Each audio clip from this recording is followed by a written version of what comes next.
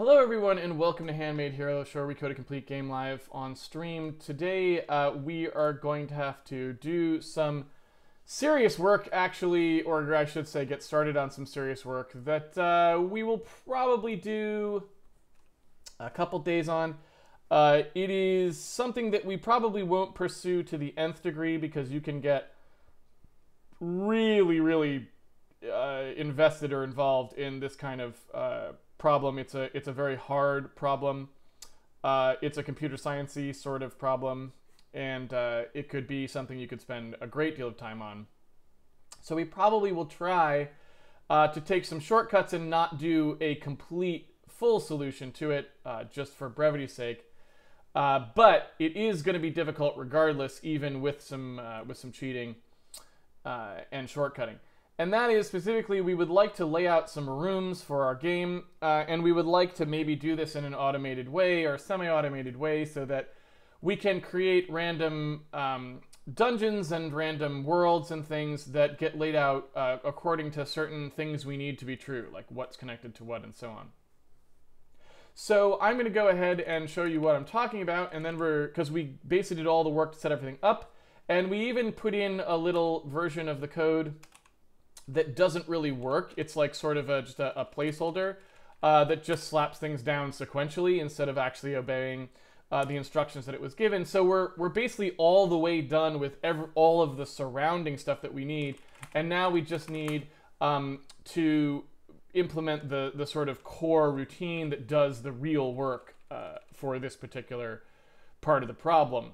So if you look at what we've got in Handmade WorldGen here, you can actually see we have a create orphanage call that's an example of user kind of code. And by user, I mean sort of the game design side of things. Obviously, we are both the implementers and the users of all the code in Handmade Hero. So it's not like I mean some external party that we're shipping it to. But you can see here that I've sort of laid out the stuff that I want it to do. I want to make some specifications for how rooms are.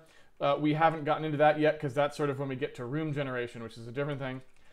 We've said the rooms that we want, and then we've said what connections we want between those rooms. You can kind of see that here we've created these connections. That leaves us with a graph, and it is a, a lot of times you hear different terms like directed acyclic graph, things like that. We do not have one of those. What we have is actually an undirected graph. The reason I say that is because in our world, things are spatially connected. So that means that if you can get from A to B, you can get from B back to A, generally speaking. And so when we talk about connections in that way, we're talking usually 99% of the time about bidirectional edges in the graph. Two rooms that are connected are connected in both directions. So if you think about something like a directed acyclic graph that you may have heard, that first term, directed, we are not directed. Furthermore, acyclic is talking about the fact that you don't have cycles in the graph. You don't have A points to B, points to C, points to D, then points back to A, right? That is also not true of our graphs. We're talking about graphs that can have loops in them, that can do all sorts of things. So we are not directed, we are not acyclic, we are just a graph in all of its glory.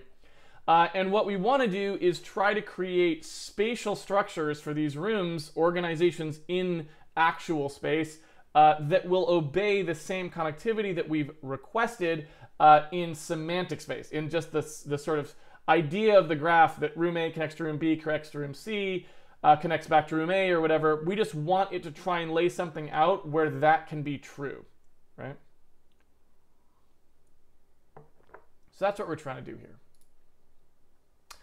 Now, if you look at where we're at, we actually, like I said, did all the support code. So actually, we've kind of got everything working. And if you look at sort of what we've got here in terms of rooms, you can see the room we're in is the one that's running the lighting right now.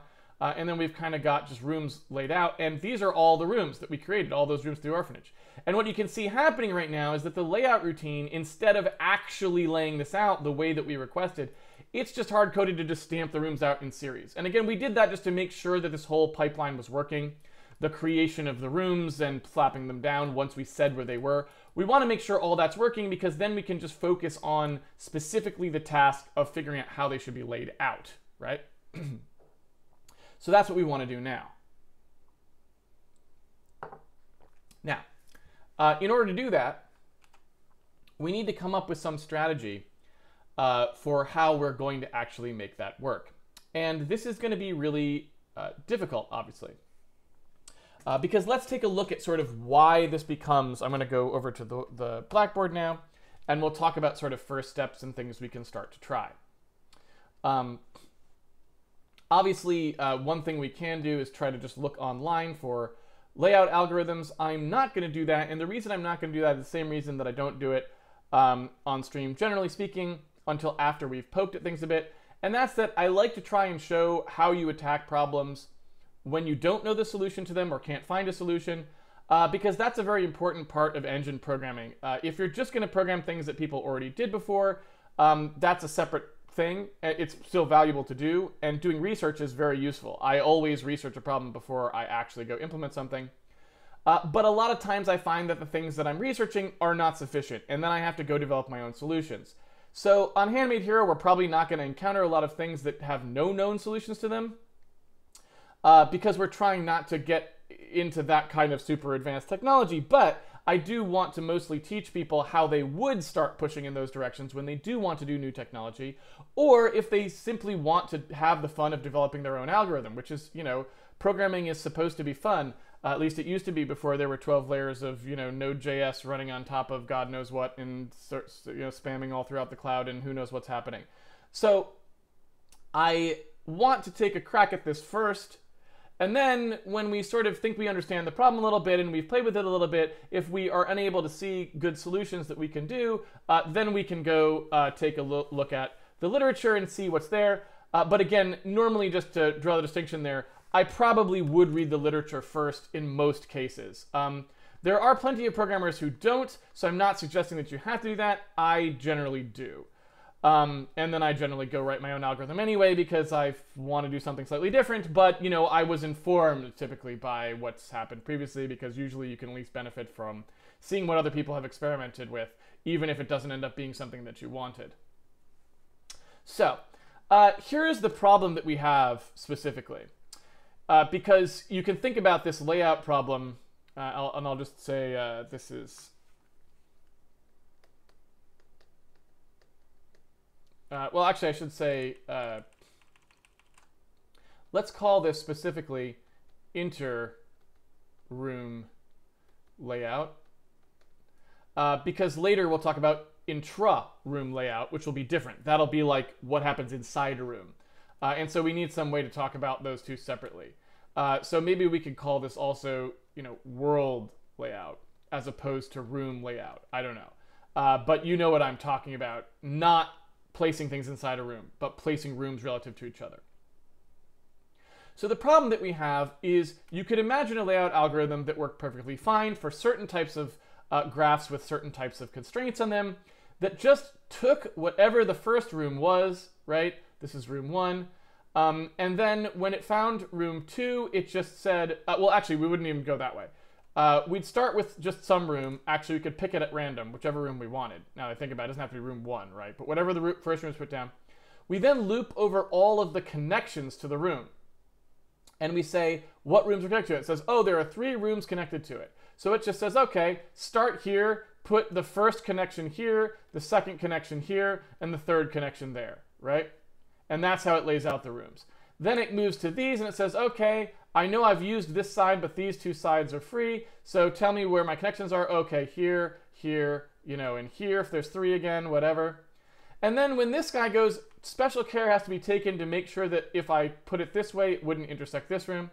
And so we'd probably end up with a system that just literally started placing rooms based on connections. And the only thing it would do is not place a room off of an edge where it determined there was already something there that was blocking it, right? Now that would get us pretty far, okay? That allows us to lay out rooms that are not particularly complicated or that don't have a lot of cycles in them and things like this. It would work for basic things. So what we need to focus on most of the time is, when does that break, right? Why do we need a better algorithm than something that just simply goes in order and doesn't do anything more complicated? Well, there's a couple ways that can break.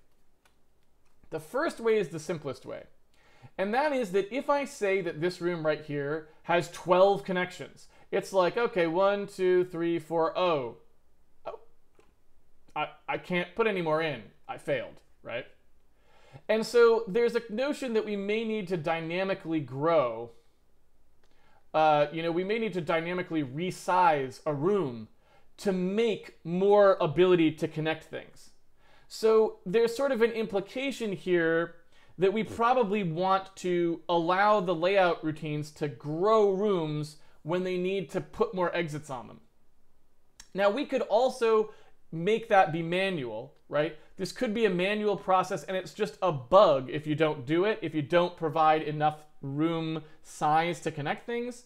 But, it may just be a more robust algorithm if we allow it to resize rooms so that if they need more exits, they can get them, so that we don't accidentally create, bad worlds or mistakes or errors in there that we then have to recover from. So one simple way we can fail is just we can't fit any more things on a room, right? And the dynamic sizing. Closely related to that, so that's like, I'm just going to list them here. Rooms too small. That's the simplest kind. That's pretty easy to solve. We just go, oh, if we need more, we can see how many exits it has and make the room bigger, right? Closely related, but much more difficult to solve, is no space for rooms, right? And now this can be caused in all sorts of ways. I put down a room, right? I start connecting rooms to it. And then I find that something about these rooms, let's say there's already a room here, already a room here. This room is supposed to have connections. Well, there's nowhere to put them, right? There's literally no way to put anything there, any rooms there. So what we would have to do in that case is rethink how this was laid out, right? We would need to stop putting it there and start putting it here or something so that it could continue to grow, right? And you can see that that's a very complicated problem because you don't know ahead of time when you're laying out rooms what will eventually create these sort of problematic regions for you. And so it's very hard for you to guess as an algorithm what you should do. And you get into things where I believe these were traditionally called rip up and replace routers. Let me just see if that's true. I remember this from literally back in like the 84 or something. My dad used to work on chip layout stuff when I was a little kid. He worked at Digital Equipment Corporation, and they were the people who made like the DEC Alpha, for example, which was the fastest processor in the world at the time, actually. I think. Well, it was the highest megahertz processor in the world at the time. I think. Maybe? I don't know. It was a CPU that broke the gigahertz barrier, I think, really early or was very high. I don't remember much about them, but they were like super, super high clock rates. Like, I don't know, it might have been too early for gigahertz, but it was like, PC processors were running at pretty low clock rates, like 133 megahertz at that time. And these things would run at like 700 or something. It was a pretty cool processor, but because Digital Equipment Corporation was kind of on the way out and it wasn't really PC compatible, it didn't really go anywhere. You can look it up here if you want more information about it. I don't remember much about them other than they were like supposedly pretty good at the time, compared to the other things you could get. And yeah, you can see here, there's the EV6s and 7s breaking the gigahertz barrier. That was in 2001. I don't know if any other desktop CPUs had done that at the time.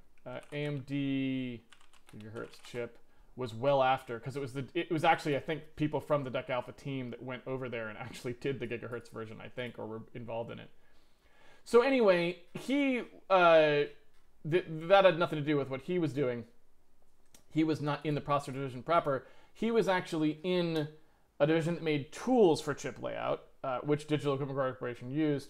And one of the things that you want tools to do is to lay things out for you, because you make these gates, like processor gates, like you would think of, oh, here's an adding circuit, or here's the thing that does floating point multiply, right, or whatever. And then you want these things to be laid out sort of automatically. At some level, there's too many of them, and you don't want to lay them out by hand. At first, anyway. A lot of times people do go back and manually lay them out by hand, apparently, sometimes, to get better performance. But there's machine algorithms for doing that. And I believe at some point they had this thing called rip up and replace routing. I don't remember what the actual terminology for it was.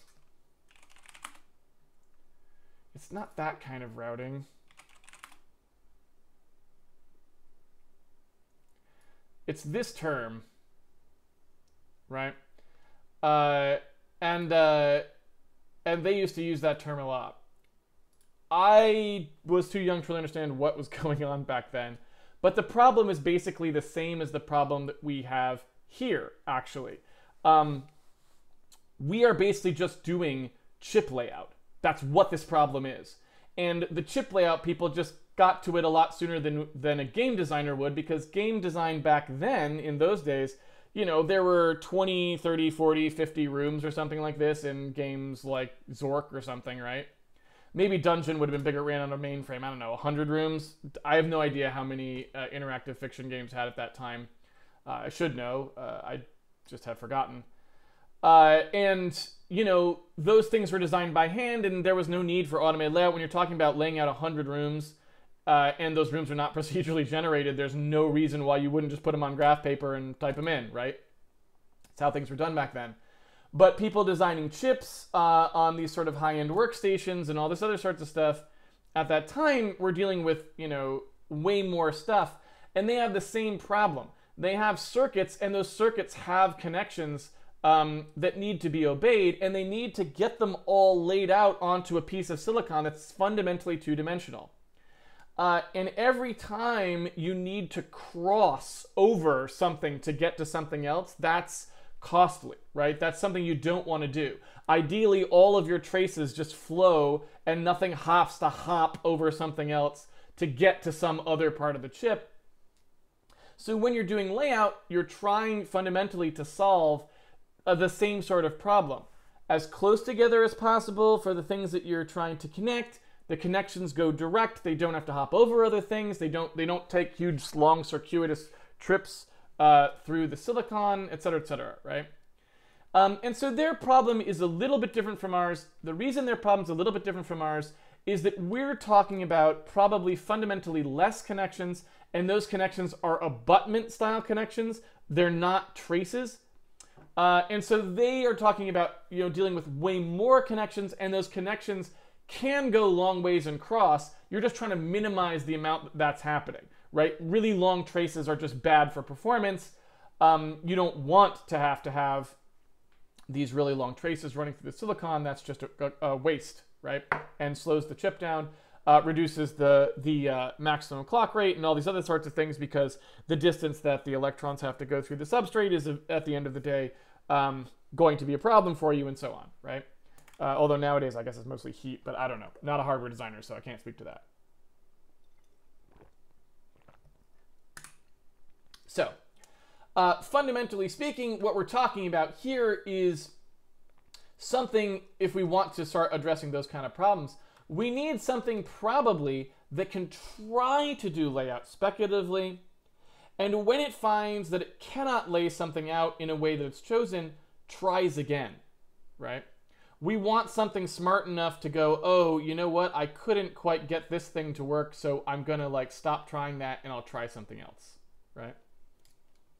And that's pretty complicated. That's the most complicated kinds of things to write typically in software, are things that understand trial and error in a way that cannot be directly brute forced. Now, what do I mean by that? Well, brute force sometimes is like, hey, I'll tell you what, why don't you tell me what two numbers, when multiplied together, equals 536, right? I just want to know what it is. And so there's elegant solutions to this problem, or more elegant solutions to the problem, right? Certainly one of them would be just recognizing that it's even and dividing by 2 and telling you 2 and the other number.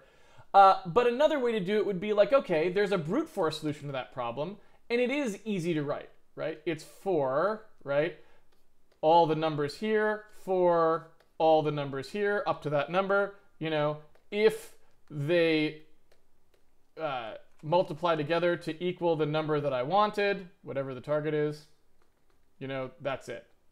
That's the result.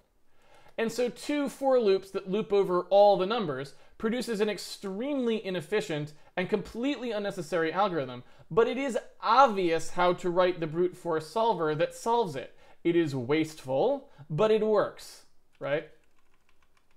Once you get into sort of two-dimensional style problems like this, it becomes almost impossible to figure out how you would write such a brute force solver in such a trivial fashion, because any room can be laid out anywhere, right?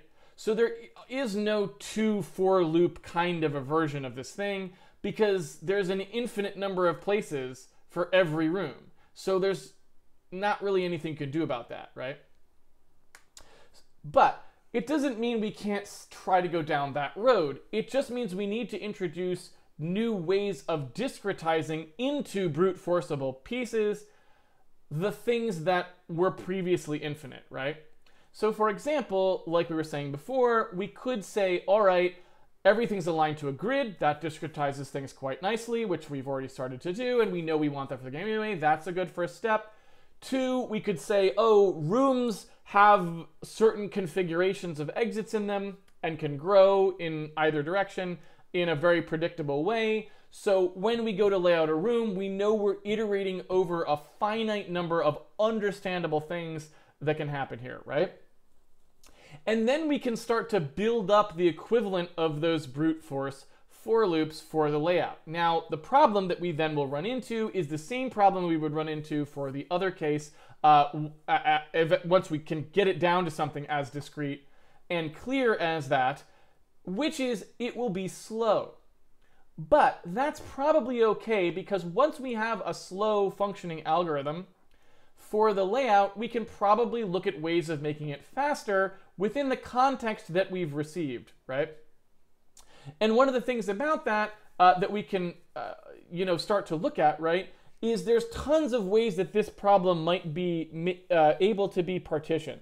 So for example, when we start to look at certain things here, we may know certain things about, like, say, a dungeon.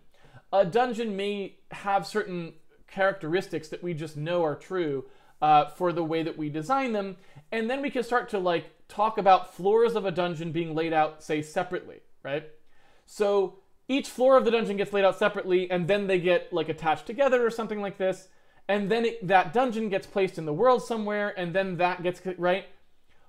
By breaking the problem down into chunks like that, we can greatly reduce the number of brute force permutations that need to happen to lay any one thing out. And furthermore, every time we gasketize something like that into pieces, we also reduce the necessity for the brute forcing to iterate, because if it just can work on the first time out, there's a lot less brute force cycles to go through. So not only are we reducing the space of searching, we're also increasing the chances that one run through it will actually just work without having to brute force very much in the first place. So when I'm thinking about this problem of how to lay out these rooms, I'm appreciating how complex it is, and then I'm sort of looking at, okay, first step, can I turn it into a brute force problem? Because that lets me understand the problem, right? And get a functioning version that just takes too long to run. And that's a good, don't let that scare you. That's a great place to be, right? Because having something that works but's too slow, that changes the problem to an I don't know how to solve this problem to an I know how to solve this problem, but I don't know how to solve it efficiently. And that's a great first step. So never be scared about that. Never be scared of writing an algorithm that you know sucks, right? Don't be scared of that. If the only algorithm you know is crap, get that working anyway. Because once we have the crap algorithm working, we can start to set our sights on how we're going to make it not crap, right? And again, that moves the problem from a harder domain to an easier domain. Making something faster is easier than making it at all, right? Because we at least know we've got something to fall back on, and we know that we at least understand the problem enough to produce some solution, you know? Even problems that are incredibly hard, NP-complete problems or NP-hard problems, even those problems you can usually implement solvers for, because usually the problems you're given inside those contexts don't fall into the actual NP-hard cases. And so again, just implementing something that works lets you start to gain that intuition and see what's actually happening for the inputs you care about and are actually using. And then at that point, you can tune the algorithms to figure out how to actually run fast enough to give you something you want. Traveling salesman, impossible to solve, technically, right, in, I think, polynomial time. Well, I should say that we know of, right? But we still do it all the time, right? We still write things like bus algorithms that say we need to pick up this many people and drop them off in this many places. We still write solvers that do it. Why? Because we can always do something, usually, right? When we look at the actual problems we need to solve in those spaces, we can usually write something that gives us reasonable answers we can use. And so, again, you just have to understand that no matter how hard the problem seems, if you're just willing to take it in those baby steps, you can start to be in good shape. Okay, but all that being said, I want to move on to actually working on this here. Pardon my allergies. And given what I just said, just to give you some perspective on the mindset I'm going with, I want to try and figure out some ways to turn this into a brute force algorithm, but that will generally work. And then what I want to do, well, I should say, will work for any input that can technically be laid out, right? It might be possible to create something that literally couldn't be laid out. So I want to create something that will work for anything that could technically be laid out, you know, assuming that that's possible. And then the other thing that I want to do is I want to focus on making sure that as I'm building it, I have an eye towards impermanence, right? Because I know ahead of time, even just looking at the basics of this problem, I know that this will not be the kind of problem that one pass will solve. So I know, fundamentally speaking, I am not going to just have this thing that lays out in one pass and there's the map. I know it will encounter struggles and it will have to backtrack. It will have to say, oops, that didn't work. Erase what I just tried and try again.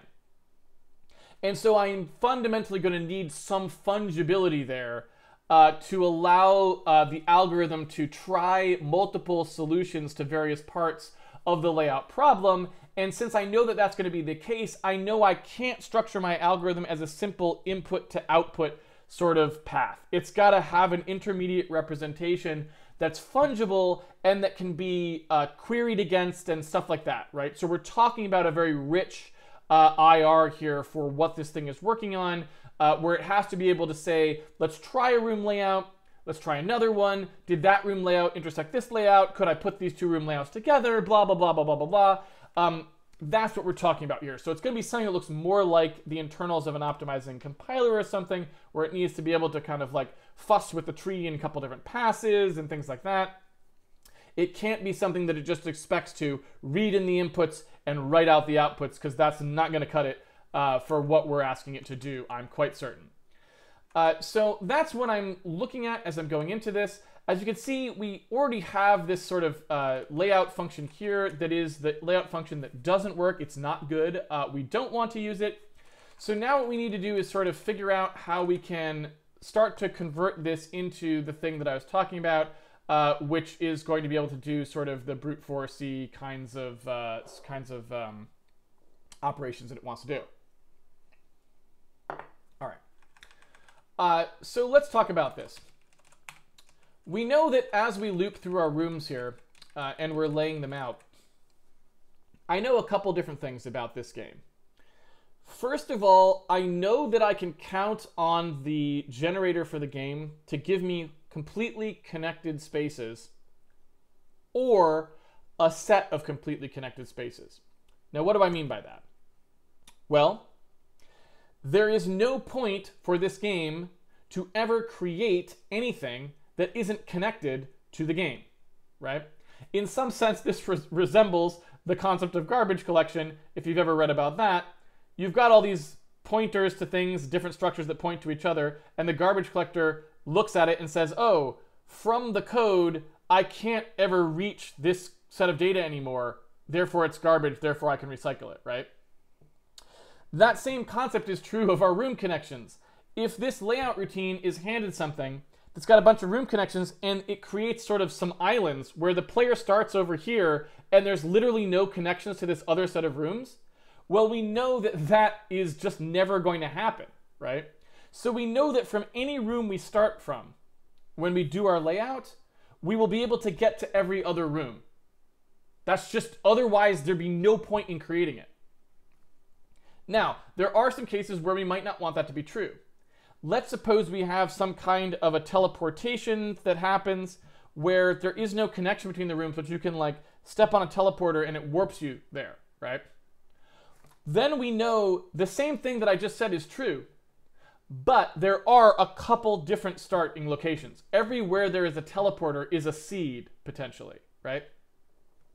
So what we know is when we start the layout, we can just say that our layout starts from a few specified starting locations, and then everything else is reachable from there. So we don't really need to do much else in terms of analysis beyond just saying, start it at the room you tell me to start on, and I'll lay it out, right?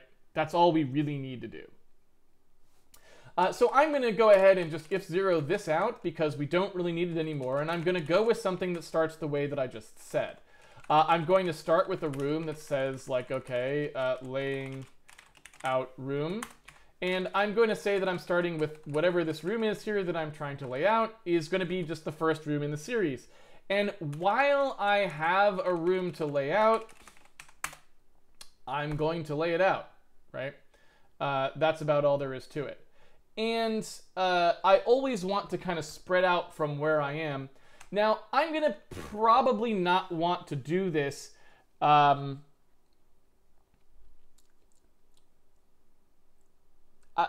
honestly, I don't really think I want a recursive function. Normally, when you're doing this sort of thing, you might make it easier on yourself by creating a recursive function. And a recursive function, right, is just, it's not magic. A lot of people think that there's sort of this difference between recursive functions and non-recursive functions, but there isn't. They're the same. All that's different is that the compiler happens to have in it a way of managing a stack, right? And so a recursive function is just a way of using the compiler's stack management instead of your own stack management, right? That's the only difference between those two things. It's not like recursive functions magically let you do something without a stack. It's still there. So the only difference between the two is to lean on the compiler stack generation for you. Now, I don't think I want to do that. And the reason that I don't want to do that is for the exact same reason that it's easy to use a recursive function to lean on the compiler stack because it's already there for you and it's implicit. It also kind of limits you because that stack only obeys the kinds of operations that the compiler understands. So the compiler just only understands call a new function or return. That's all it knows. But I don't necessarily want to limit myself to that. I may want to do things like checkpointing parts of the stack and rewinding directly to them to try new things and undoing things along the way and all these other sorts of things. And I'll be honest, I just don't want to deal with the complexity that I think that will introduce if I tried to make a recursive function have that happen in the sort of return path by setting some variables to tell it what to do on the way back up. And, you know, you could implement it. I don't want to. I'd rather just go with something that I implement myself. So what I'm going to do instead is I'm going to create my own stack, and that way I can operate on that stack myself. What I'm going to do here is just say that I've got something like a gen layout or gen room stack or something.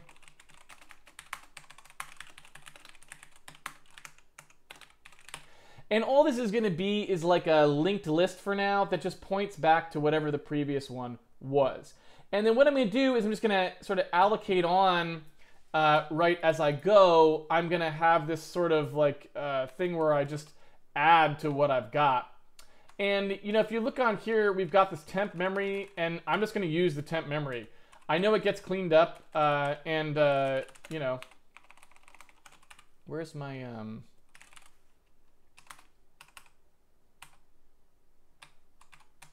there it is. I'm using this for world gen, right? For the room generator, I'm going to use it here as well. So I'm going to say, let's start the temporary memory situation happening here.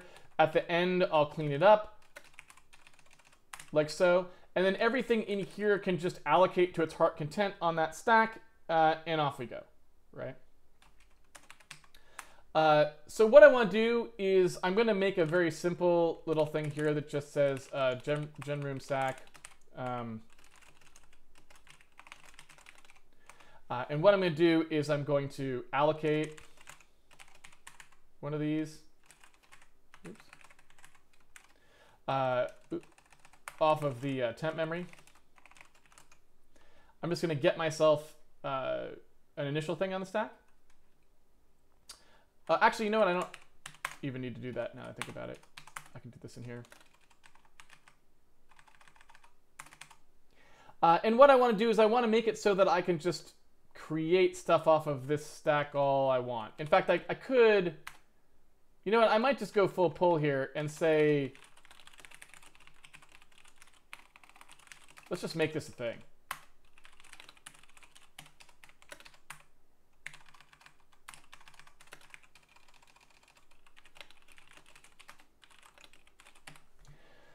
Something like this. And then I'll just let this thing, I can just push and pop these on so that when I'm walking around rooms, I just can deal with it, right?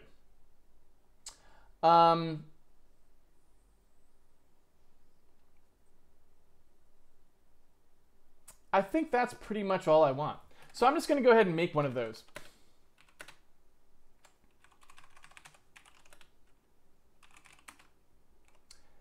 I think the init for this really doesn't need to be here, but just for clarity's sake, I'm making one. You basically just give it the stack that you're trying to initialize. You know what? I don't even care about that. The entire initialization for this thing is just this.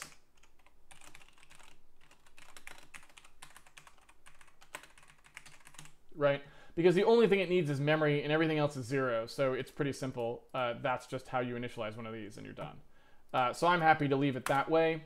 Again, the simpler the better for everything, and clear to 0 is always the initialization I would prefer, and that's pretty close to that.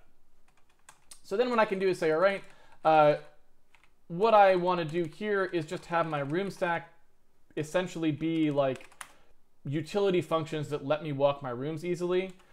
So, you know, I shouldn't have deleted that yet because I want to talk about it. So this gen first room here, that's the first room that we've got in our set of rooms. So what I'm going to do here is just say like push room onto my stack and say I want to, you know, edit this room, like, or not edit this room, but I'm going to start looking from this room. So we'll take the stack and push it on there, right? And then what I want to do is while we're laying out rooms here, I could have my while loop effectively have some kind of call that says, you know, hey, as long as my stack has things on it, I'm going to keep doing stuff. And so I'll pop a room from the stack here, and that'll give me the room that we're talking about. And I don't know that I necessarily want to do it that way. I may want it to pop a room stack entry because there may be additional information on there. So, you know, there's a couple of different ways we could do that, right?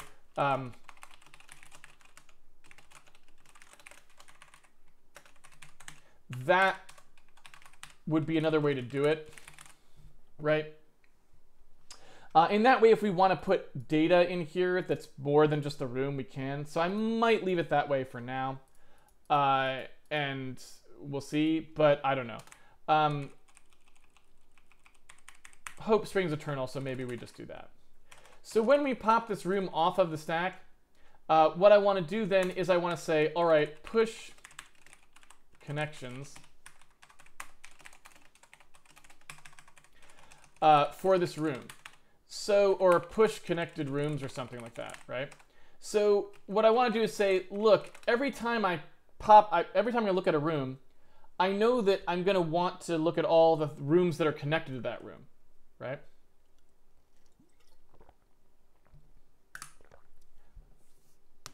And so what I'm doing here is just saying, let's go ahead and do that. We're going to lay out these rooms, and off we go.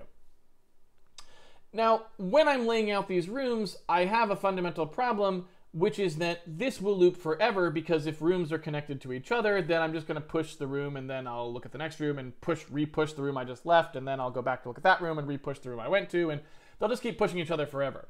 So I need some if statement here that's when I go to look at a room that's on the stack, I don't want to do any process. I don't want to lay it out, and I don't want to push on its connections if it's a room I've already said I'm done with, right? So I only want to look at new rooms that I haven't looked at yet, and then I can connect those rooms up, right? And so what I'm going to do here is I'm going to say, all right, let's go ahead and see when we're doing this work here. Let's go ahead and tag rooms that we've processed with something that lets us know that they have been processed, right? And so what I'm going to do is something that we've done many times before. I'm just going to have a concept in here called a generation index. And that generation index is just a tag that lets me know whether I have visited this room in a particular pass of something, right? And so what I want to do here is say, you know, whatever my generation index is here, let's say it's 1. I want to know if this room's generation index is equal to my generation index. If it is, then I don't need to process it. If it isn't, then I do. So I will set it as having processed, and then I will push its connections on. Now, normally I would make this thing, push connected rooms, I would make that be a thing that we actually have on this room stack. I'm not actually going to do that. The reason I'm not going to do that is because we need to look at those connections first and have some idea about whether or not we need to grow the size of this room, and there's going to be stuff that we need to sort of figure out here, right? So this is a little bit confusing, potentially. And the reason it's a little bit confusing is connections for a room, we sort of need to know where they are and whether our room can sort of obey them well or not, and other things like this. And again, this is where we start to get into the real complexity of it, and it's going to be very difficult, right? Because whenever we lay out rooms, we know that we have connections between the rooms, but we don't really know how the rooms should be placed in order to make those connections all line up. Fundamentally speaking, you know, the challenge of laying out the rooms is specifically figuring out where the connections go. That's like the whole problem, right? And we've also said that one of the things that we want to do here is make it so that we might make rooms larger if they need more connections, right? So rooms that have tons of connections probably need to be bigger. Rooms that don't, right? So that's the fundamental problem that we're looking at here. And so now the reason that I say that this probably doesn't want to be a function is because I know I'm going to have to loop over the connections here a bunch of times anyway. I don't probably need to have this be a utility function because I can just do the pushing in one of those loops. Okay. So this right here will walk all of our rooms, and if we wanted to, we could still do this sort of layout here that we're doing. Yeah, this will walk all of our rooms and mark them and then terminate, right? So this will like mark all the rooms. If we wanted to, like I said, we could just kind of put create some space for the room in there. But again, that's not really something that we can do quite yet. It would just be another sort of incorrect layout pass that we'd be doing. So now we need to start to get to the logic of this, where we're going to sort of look at the room connections to figure out where this room should go. All right. So we've got this gen room connection, and we know that for every room, we know which connections are in it. And in fact, we've already kind of done that here. You can see looking at the first connection of a room or whatever. So I don't know, do we loop through connection or we don't? So this is the first time we're ever doing this, but it's basically just the same as this code here, right? All we want to do here is say for everything that's connected to this room, we want to do something. Now, the simplest thing, like I said, was like, okay, we're just going to push whatever the room on, like other room, right?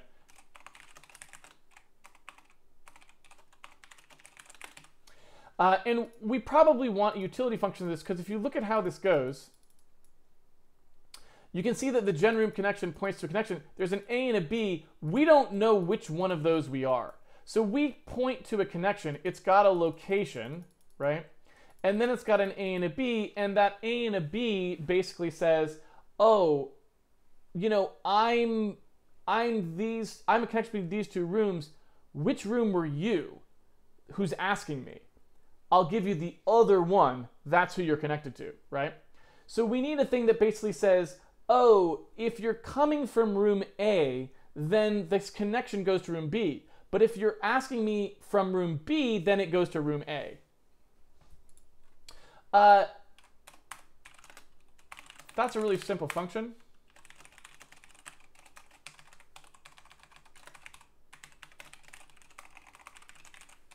So from a particular connection, we just want to know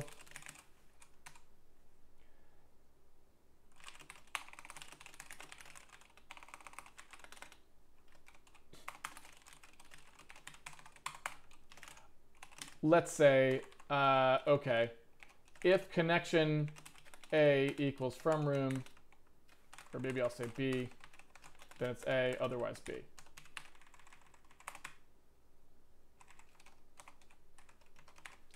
And for good measure, I'm going to assert that one or the other was true. You know what I'm saying? So in fact, you know, maybe I will do it this way.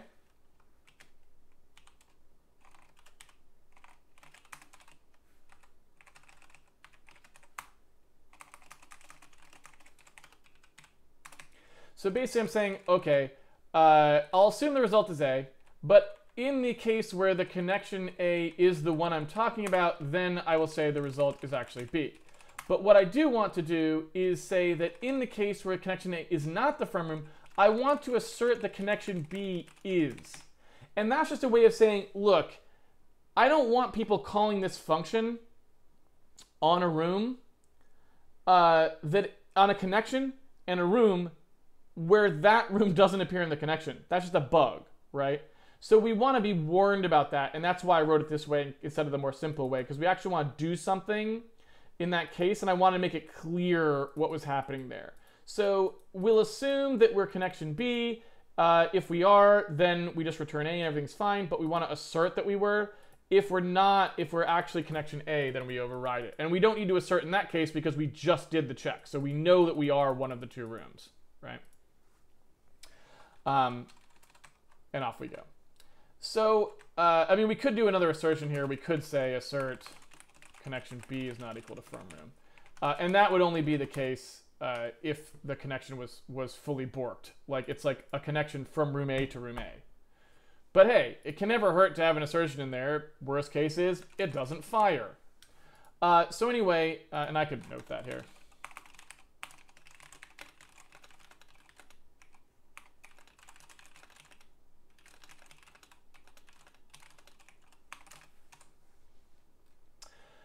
So when we're looping through these connections, we can do this get other room call here. I know I want to take a look at the connection, so I've got a gen connection.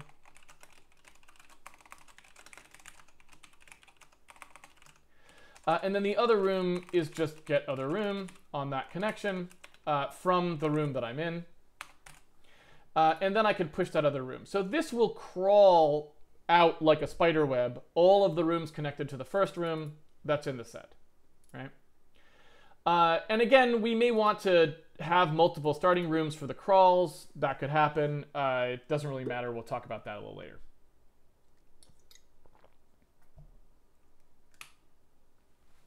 So once we do this, now what we're faced with is the fact that we're doing crawl, but we still don't know where to put the rooms, right? And what we want to do here is say, okay, when we're coming through these connections, all of the connections that don't currently have a location have to get placed somewhere onto my room. And we need, again, this is where the brute force stuff has to start to come in. In the case of a simple layout that can't help but succeed, then we would just always place connections down and we'd always work. Like if it was just a long chain of room A connects to room B, connects to room C, connects to room D, connects to room E, F, G, H, I, J, K, then just placing the connection in a brute force place every time would just work, right? And we'd be fine. But we're not going to have that. We know we're going to have more complicated room connection topologies there. And because of that, what we needed to do is we have to have a way of trying different permutations for where the connections are. So we need to be able to try, put this connection on the left side, put it on the right side, put it on the top, put it on the bottom, right? And if we only wanted to have rooms that would have 4 connections to them, that would be the entirety of it. And we could start there, right? We could totally start there if we wanted to. And I think maybe we should start there, right? We should start with something that just does that, right? And then what we can do is move from there to something more complicated that allows rooms to grow and have more connections as necessary, and also allows rooms to grow to make a connection work that would not have otherwise worked, right? And again, those are going to be really complicated operations to do. So starting with something simpler than that, I think, is obviously best, but you know, that's just how it goes sometimes. So here on the gen room connection with the roomcon stuff where we're looping over the rooms, again, so what we want to kind of do here is take a look at those connections and figure out whether or not they've been set yet. I'm going to do the same thing on the connections. So now we've kind of got this data about the connections. Don't ask me why this is in the wrong place compared to this one. That's a little bit better there, right? Should probably look more like that. So we've got a volume and a generation index on each connection. And so every connection, we can also know whether or not someone has tried to place it, put it down somewhere yet or not, right? And again, we may not use it. Maybe we don't need it. Maybe we do. We'll see as we start to go through it. It might be that we can just look at whether or not the other room has been processed yet or not, because that would tell us. I don't know. So looking at this, I think maybe we do want this because, you know, no, you know what? I think I don't need it yet. I think let's just leave that out.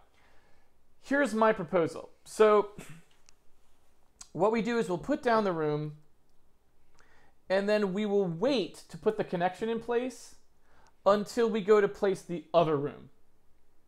And when we go to place the other room, if both rooms are placed, then we put the connection somewhere in their abutment, right? Because that's all we really need to do in this case.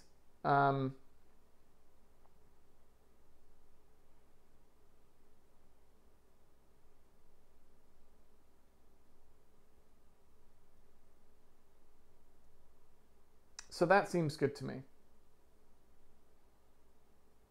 Yeah, I'm fine with that. Okay. So now what I want to be able to do is I want to be able to say, when I'm going through these rooms, I want to be able to check to see whether I can place a room somewhere or not. I want to be able to do some unioning operations. So things are going to get a little bit hairier, but that's okay. And I don't mean hairier like Space Harrier. Like I don't mean like this kind of hairier.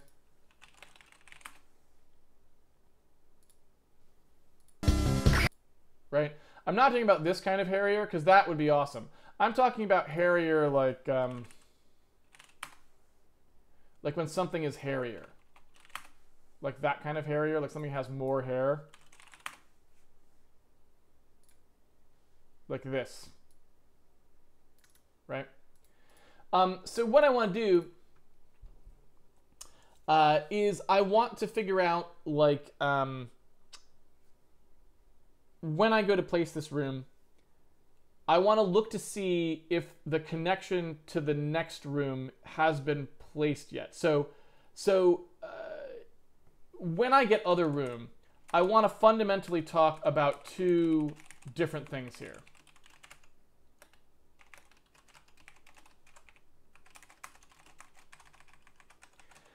If the generation index for this room that I'm talking about, that's on the other side of the connection, if I've already placed that room, then I'm going to go ahead and deal with this connection and place my room. If I have not placed the room yet, then I'm just going to push it on I'm just going to push on that room as a further consideration. But that's it, right?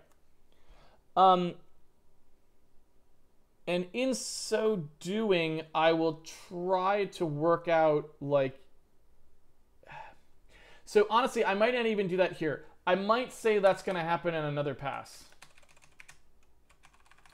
So I might actually do it like this.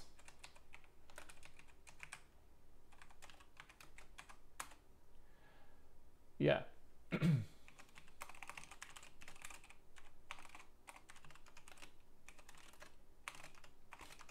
And now that I've said it, I guess it was a little cursed there. Now that I've said it, it looks like this can just be a utility function, because I'm going to want to do it this way anyway.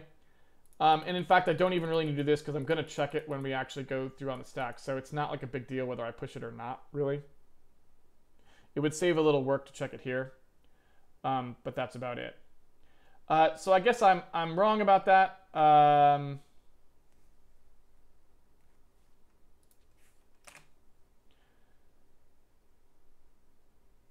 So I think I will just make that a utility function.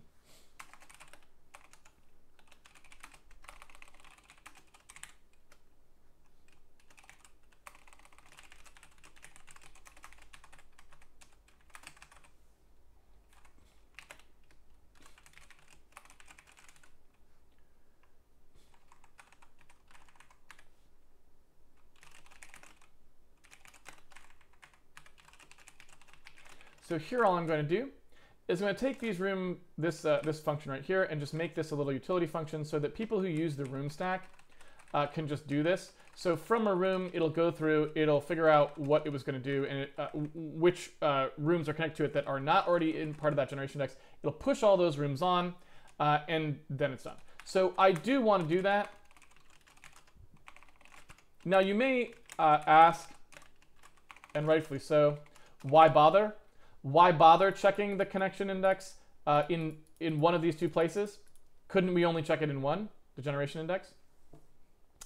The answer is not exactly. So if we didn't check the one here, then it would never cause a bug because we'd always be checking that room before we process it. But it is inefficient because it will lead us to push many more things, like 5, 6 more things on the stack every time we process a room than really need to be pushed, right? Depending on how many connections there are. So it's just wasteful, and it makes our stack have to be much larger because, again, we're going to do that, and you have to understand the way that a stack works.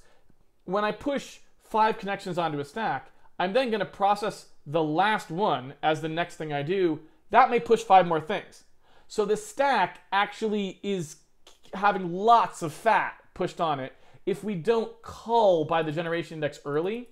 So we're just wasting a lot of space and a lot of effort pushing things onto the stack for no reason. So it's better to cull it here for performance and modesty, honestly.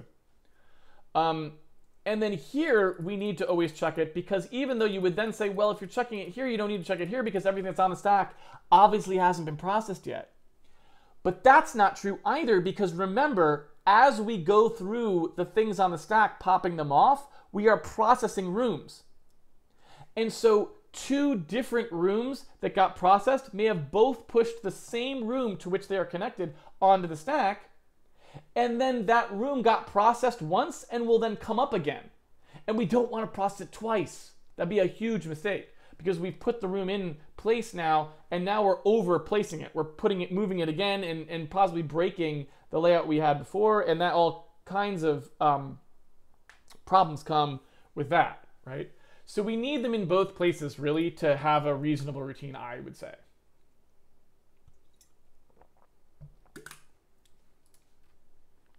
So off we go.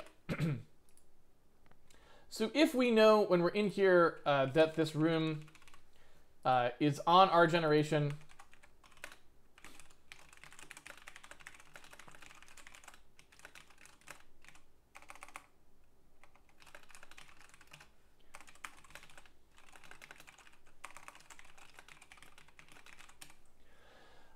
and so what we can sort of do here is ask ourselves the question: for all of the connections to rooms that have been placed, what would the shape of this room have to be in order to contain all of those connections? Right? I mean, that's fundamentally what we're saying here. I realize that may be a little, you know, I'm working this out in my head visually, right? And you may not be at the same place right now when you're thinking about it, especially because you don't have to actually type in the code. You're allowed to be more lazy than I am, because you can just go, Casey will type it in. I don't have to think it through. But what I'm saying here is, well, okay, I've got two rooms. They both got placed. They both have connections to this other room that hasn't been placed yet. Now that room comes up. The question is, what is the minimal shape that will satisfy these connections? And the answer is just an infinitely thin room that goes from there to there, right?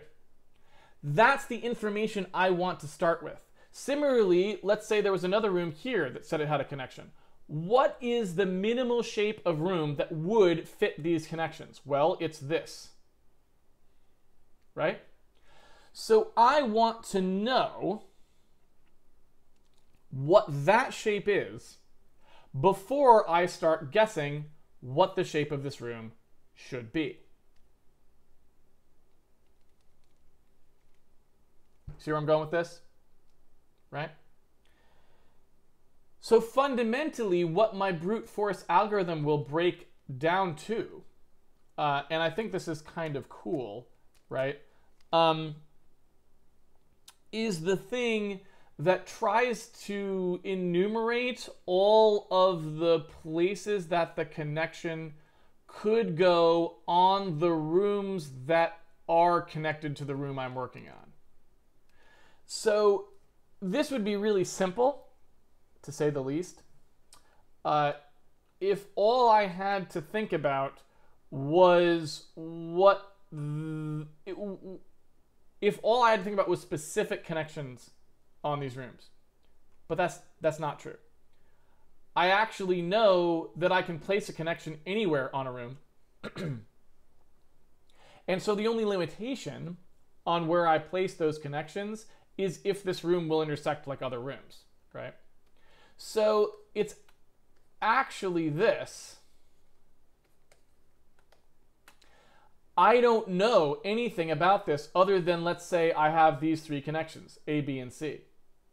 And so my algorithm has choices it can make. It could create a room that looks like this to connect these rooms, right? It could create a room that looks like that to connect these rooms, right? That'd be here, here, and here instead of here, here, and here. So one would be the same, but these would be different, right? It could even, again, still, like, let's assume a more creative arrangement of these rooms, right?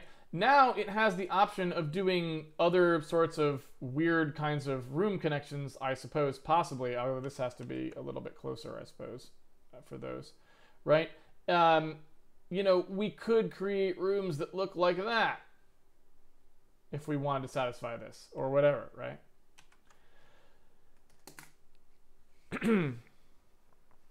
So I think what this boils down to here is enumerating shapes of rooms that touch other rooms and having a bunch of trial and error as we try out different room shapes to make that work. Okay? Because the only parameter in the system really is the shape of each room and where those rooms touch,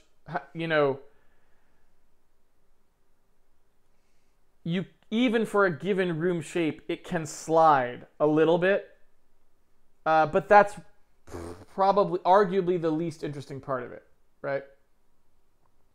So we're really just talking about how do we want to shape these rooms, and that's almost the only thing we really need to brute force is the shapes of the rooms. And then once we know the shapes of the rooms, we kind of just know what's going on, right? So what we want to do is basically have a number of places on a room that we could consider putting a connection, and then we want to sort of iterate over the shapes of the rooms that we could then have. Now, we actually have more we can play with during a given placement phase, because actually we're not restricted to just changing the shape of the current room. We can actually change the shape of any room that we want to, as long as it doesn't violate any of the previous things that we said we were going to do. So for example, it is always free to grow an existing room into empty space, right? I mean, we can just do that. There is no, it will not violate any previously placed rooms and connections to grow a room into space that is unoccupied. So that's kind of cool as well. Again, I am interested in discretizing this problem. I don't want a really continuous version of it. So one thing I might say is, maybe to start with at least, we will talk about rooms only being able to grow in a very controlled, very specific fashion. So for example, we could just say that rooms are always a multiple of some fundamental room size. So for example, the Zelda room, I think, is 17 by 9 is the tradition. Am I wrong about that?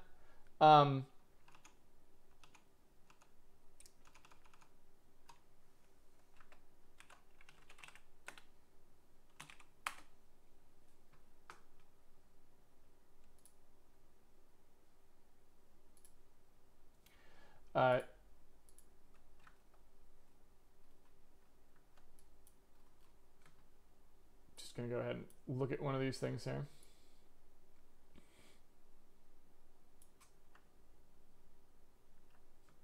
So you can see like one of the screens here.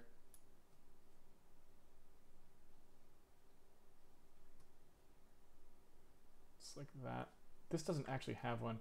You know what? I guess I need a screenshot.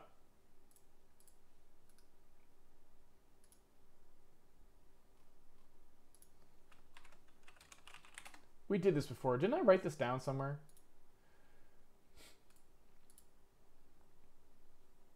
So you can sort of see here 1, 2, 3, 4, 5, 6, 7, 8, 9, 10, 11, 12, 13, 14, 15.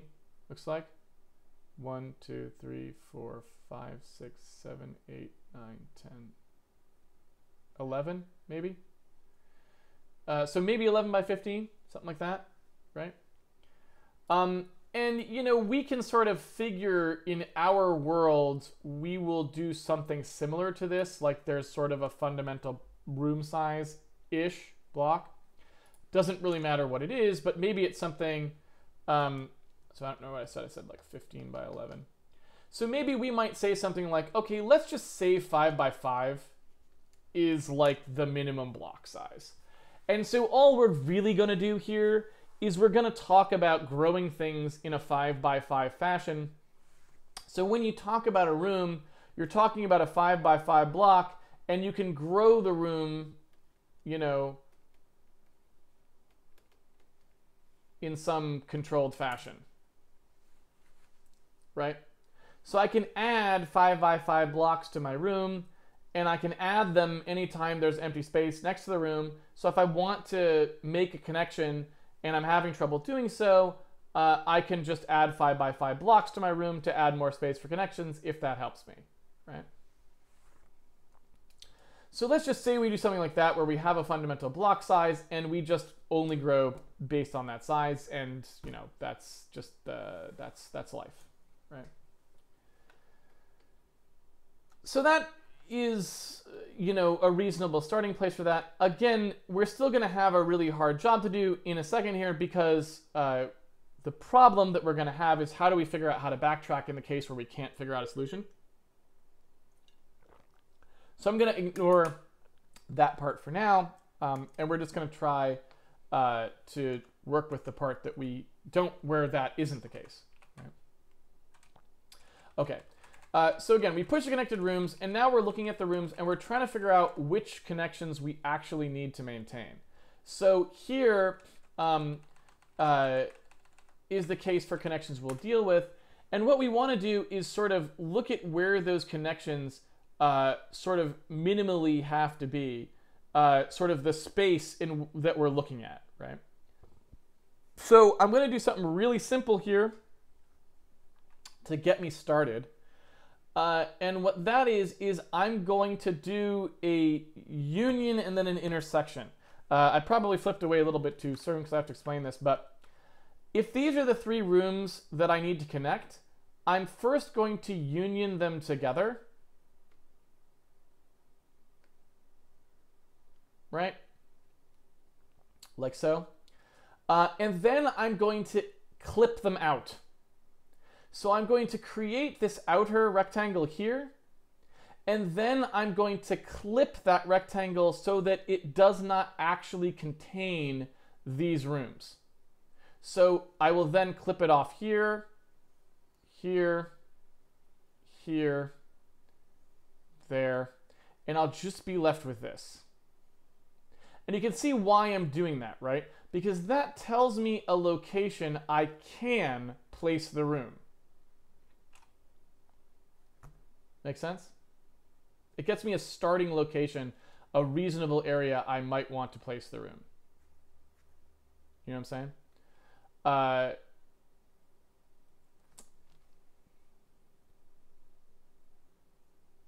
trying to think if I need to do something more complicated than that.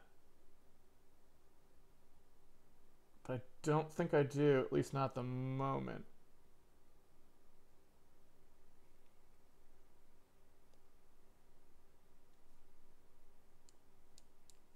Yeah. So I'm going to do that. And furthermore, what I'm going to do is when I do the initial unioning, I'm actually going to include an apron. And the reason I'm going to include an apron is because what I want to also kind of get out of this for free is, let's say the only room that I have at all is one room that's been placed that I'm connected to. Well, when I do a union intersection on that, I'm going to get no area back. Like, it's not, I'm going to get nothing. If I instead include an apron when I do the union, so it's actually like that, then when I clip the room out, I will actually be able to see that there's room around my rectangle, right? And I don't, again, know exactly how I want to do this because I don't know if it's pretty tricky. If I was to do a complete clip, I would end up with a set of rectangles, right? Like, let's say I took this case. I'd end up with a set of rectangles.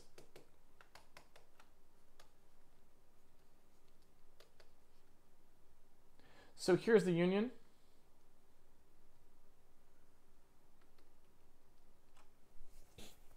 And I know that if I produced a complete clip of it,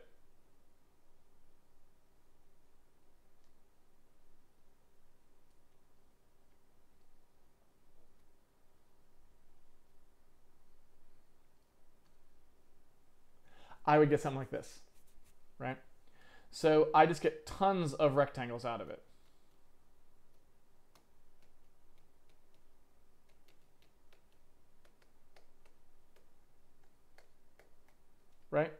tons and tons of them, way too many.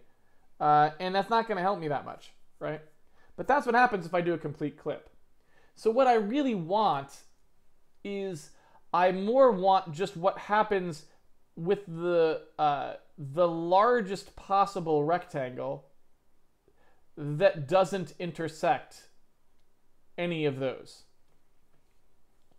You know what I mean? So what I'm looking for here is I really don't want the complete clip, technically. What I want to do is I want to make a rectangle that will include the largest portion of the clipped region, or that's not really true. I want to create a rectangle that still touches all three of the rooms that I'm talking about, but that still forms an actual coherent rectangle, right? That's the thing I'm actually looking for. And that's harder to do. The reason that's harder to do is because it's highly order dependent. And I'm not sure I immediately see how you jump right to that conclusion, right? It may be the case...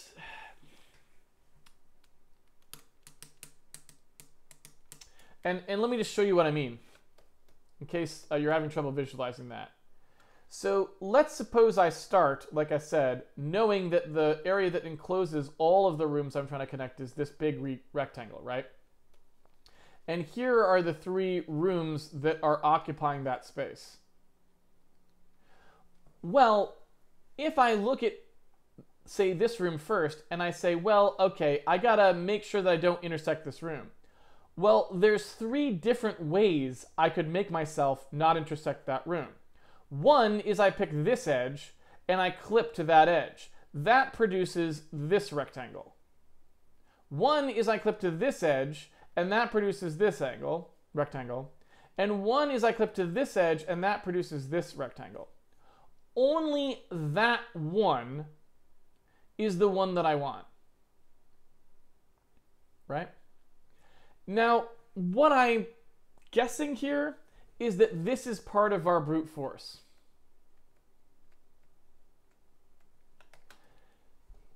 Each one of these has 4 sides that I could clip to. If the brute force iterates over those sides, I get 4 times 4 times 4 possibilities, right?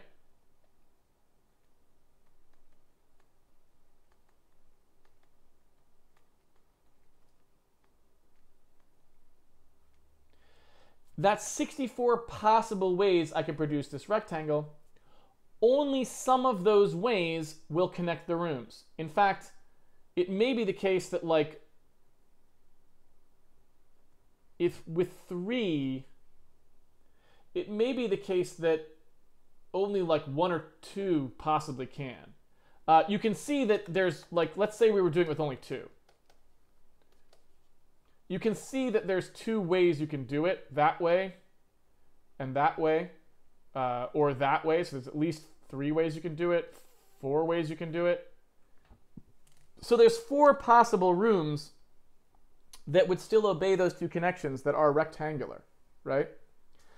And so you can see that that gives us, that's actually not a problem. Now that I think about it, that's a good thing. That gives us 4 tries, if you will, to lay this out, each one leaving different space open, each one possibly creating a solution to the problem of not being able to lay it out because of self-intersection with other rooms on the map, right? So this is part of our brute force. Specifically, what we want to do is have some number, right?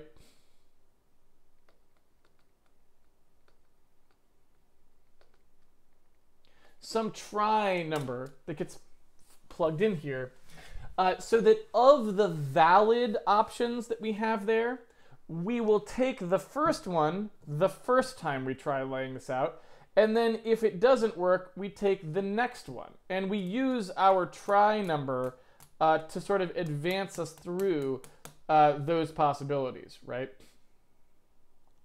This is a really nasty kind of a thing.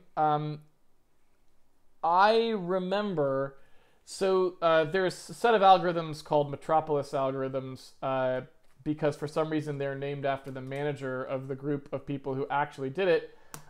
So actually Metropolis, I think, was like the least involved person in terms of making the algorithm. Nevertheless, it's called the Metropolis algorithm. Anyway, let me actually try to figure out who actually invented it.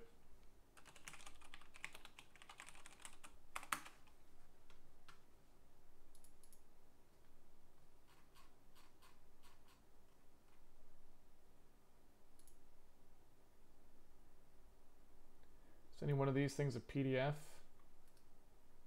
Oh, yeah, right here. There you go. Wait. No. That's a tutorial. Where's the original?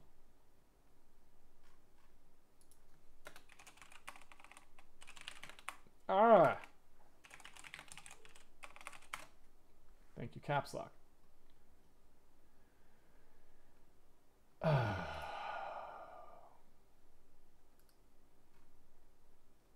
You're killing me. You are killing me here, people. All right.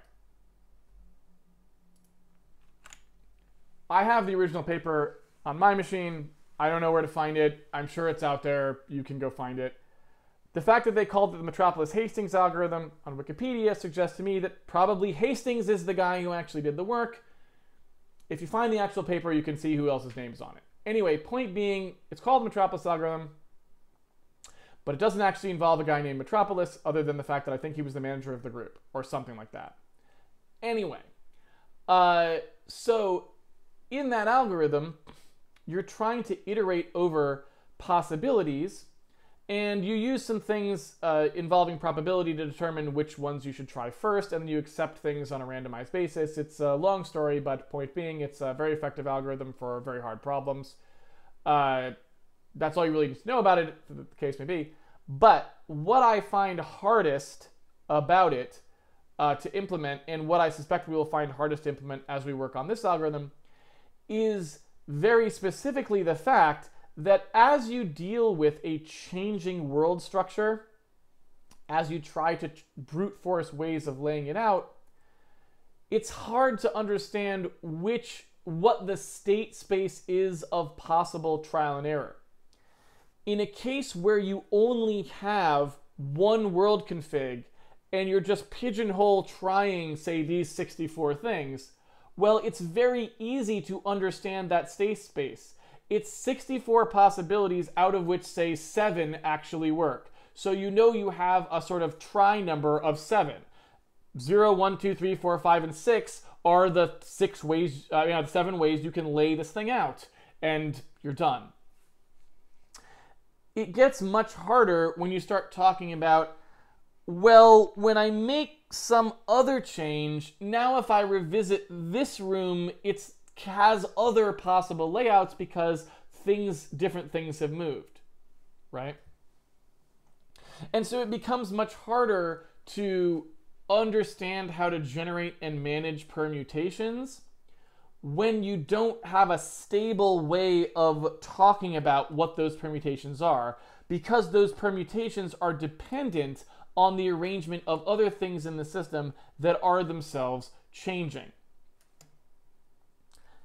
That's one of the reasons why you eventually usually use randomization to help get you out of a bind, because, hey, if I just pick a random one, and this is Metropolis algorithm relies heavily on randomization for this very reason, and other reasons. If we can't talk about a stable distribution, well, we can still talk about a randomized distribution. So we just say, look, we know there's 7 ways this could be laid out at this particular time. I'll randomly pick one of them, and I'll just trust that next time, if I happen to be in the same bind, my randomizer probably won't pick the same one, so we will try something different. Or maybe we'll pick the same one, but we wanted to try the same one this time because, hey, we know that sometimes things move and this becomes different. What that really boils down to for us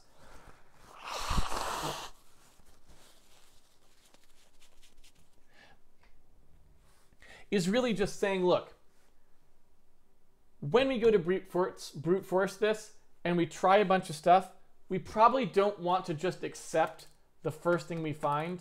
We want to accept the nth thing we find. And in the case where we only find one thing, obviously that's the one we will always accept. But in the case where we find multiple things, we want to probably randomly pick between them. I don't suppose that was a very good explanation of what I was trying to say. I'll try to say it better a little bit later when we get to it. I think I can say it better now. Recall those two for loops I was talking about, right? That's the traditional definition of brute force, when you can enumerate all possibilities. We're already saying we can't enumerate all possibilities, so what we're doing is we're enumerating certain possibilities, right?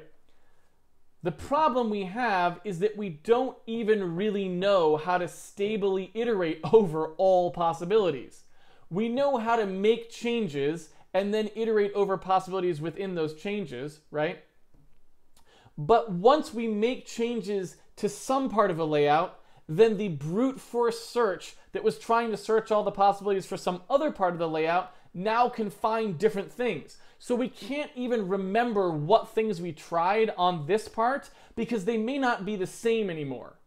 So it's really hard to do a real brute force test when you have such a large state space because you're actually talking about things that change what possibilities are available as you go.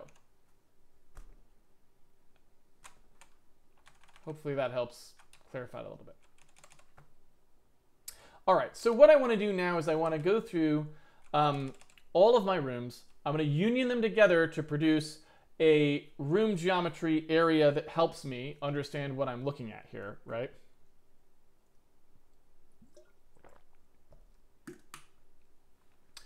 And so what I want to do is generate that union volume, right? I want to generate a thing that sort of unions this stuff up.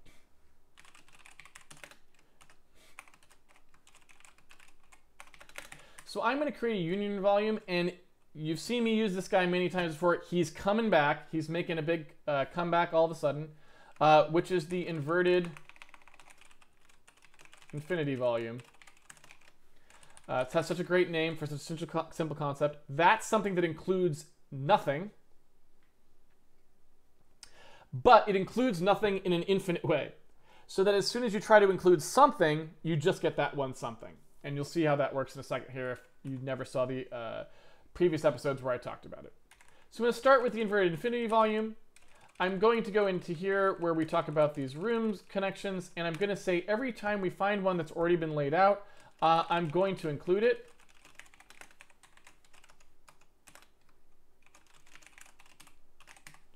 And so here we can sort of say, look, here's the two rooms. I want you to union these two for me.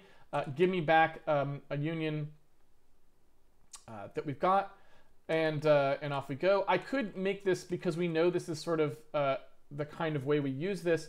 I could, you know, I'm not going to bother. The optimizer will take care of it. Famous last words. I'll just still do it like that. So I'm going to union these two together and get back a result. So then I know that I've got this. I also kind of want to do a grow operation on this here, and not the kind where the feds come because you're using UV lights. I'm talking about a thing where I can expand one of these. So I want to like do one of our add radiuses or something, or like, you know, row by radius. And what I want to do here is just say, look, I want to take this volume and I want to grow it out by 1 in all directions. Okay. So I want to basically say, hey, I want an apron of 1 tile everywhere around this thing. I want to make that expansion so that when I do the union, I'm, again, even in the case where there was nothing to union, I get a little thin 1 layer sort of apron around the room that I can then process, right? Okay. So now what I want to do is talk about that clipping procedure, right? So once I have a union volume, what I want to do is I want to go through all of the possible permutations of clipping this thing, and that will give me where I might be able to place it, potentially, right? It's hard to know exactly, but we'll see. So let's say I go ahead and start clipping this thing. So again, like I said, for any given room, that volume will be able to clip it. And technically we're 3D, so really that volume will be able to clip it on any of 6 sides. So we actually have a choice of 1 in 6 for each of these clippings that we're doing. And so, yeah, that gives us 6 possibilities for how we might lay out the room. And each of those 6 possibilities, again, compounds with other possibilities that we might have. And so we may need to do, like I said, multiple tries on this. So in order to do it this way, we sort of have a cascade of connections in the room that we have to process. I'm not sure how I want to structure that loop exactly. I might just write the brute force version first.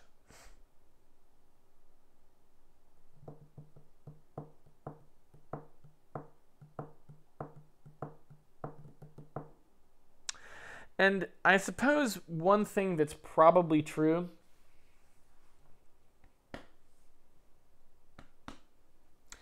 so connections are going to have some information on them that requires them to be a certain type of connection, I would suspect. So each connection is going to say something like, I can be up or down, left or right, forwards or back, or you know, north, south, east, west, up or down, right? And that connection will not be allowed to be in certain configurations. A very large number of our connections, for example, won't be allowed to be up-down connections. Up-down connections have a special semantic meaning usually. I'm going deeper into a dungeon, I'm going upstairs to a bedroom, I'm doing whatever. So typically speaking, connections that can be up and down will often either be required to be up and down or just very rare if they're included in something that could also be sideways. So I think to a certain extent, we know that it's not really going to be 6. It's usually going to be 2 or 4 for the vast majority of things, because we're just not going to allow things to be all 6 directions almost ever, would be my thought about that, right? But let's suppose that we are going to do this part and go through all of the brute force iterations. I don't know exactly how I want to do this, but what I might say is...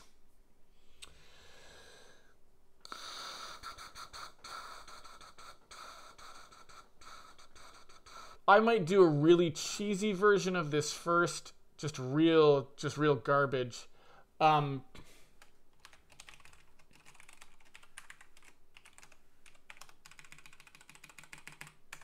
I might do something like this, where we just say, yeah, okay, let's place this room. We'll just recurse down and do the brute force on each of the connections. So, you know, we'll say the first connection, and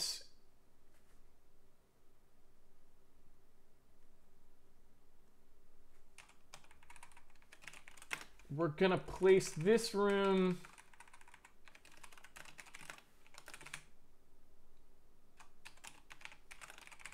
going to do it recursively here. And what we'll say is like, yeah, let's just return when we've actually been able to place it. So in the event that we can place the room, we'll just return true or something, you know?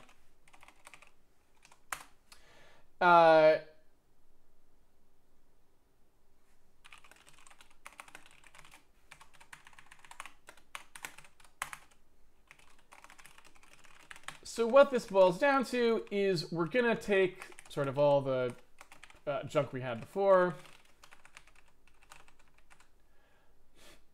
This is going to be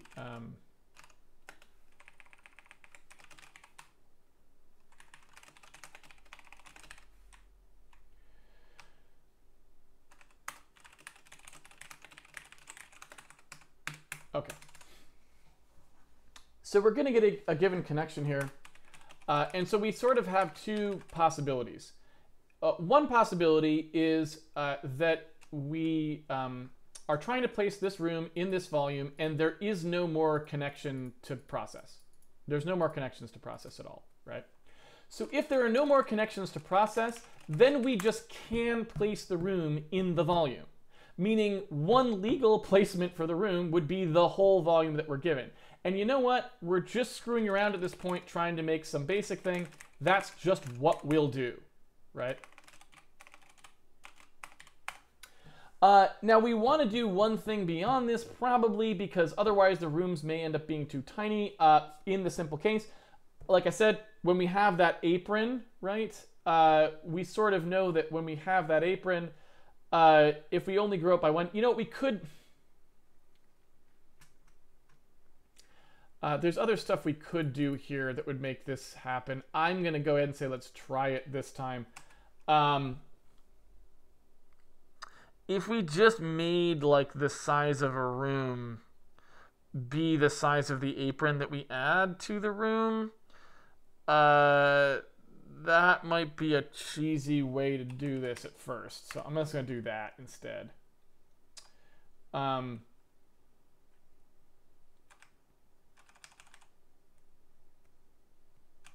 Yeah. So what we want to do here is say, look, let's take a look at the volume for this room. You know what? No, I take it back. Take it back. No, don't do that.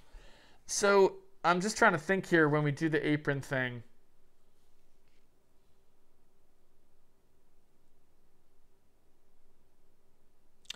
It's not quite as, it's not as nice as I was hoping it would be.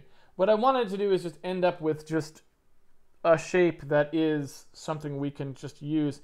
The problem is you don't really know, once you've gotten down to it, you don't really know what part of that volume you do and don't care about using. So for example, let's suppose that I just, even just one by one is not really good enough, because let's say that you have the top and bottom parts of the room there that you've expanded to one, to have one, you know, like basically a room above you and a room below you, size-wise. When you then get down to the very end, you're going to have a room volume that's actually 3 rooms high, even if you know, probably. And you don't want to create one that's 3 rooms high, but you don't know whether you actually maybe need it to be 3 rooms high in order to connect the rooms that you're talking about. So the apron thing doesn't really work. So I think we need to talk about it a little bit differently. I think we need to just do it this way, where we say, all right, we're going to union the volumes, and then we're going to intersect the volumes, and that's it. And then we have to do the growth at the end to try and put forth a room that grows out to some reasonable size as we go or something, right?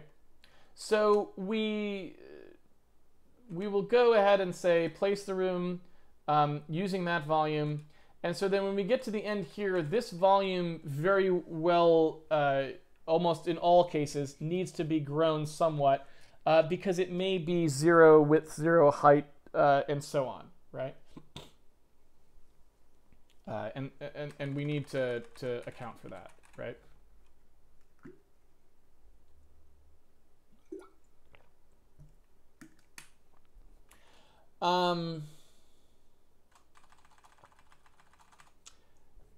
In the case of rooms that, well, really in any case, we also don't really know what amount of room we really need there either. And so there's sort of this other kind of minimum requirement feature that we want to pass down that I'm not sure I fully understand. So what I mean by that is when we look at a particular room option and we say, here's where the room will connect to this other room, there's sort of an interval there that says, well, it could be anywhere from here to here. And that interval is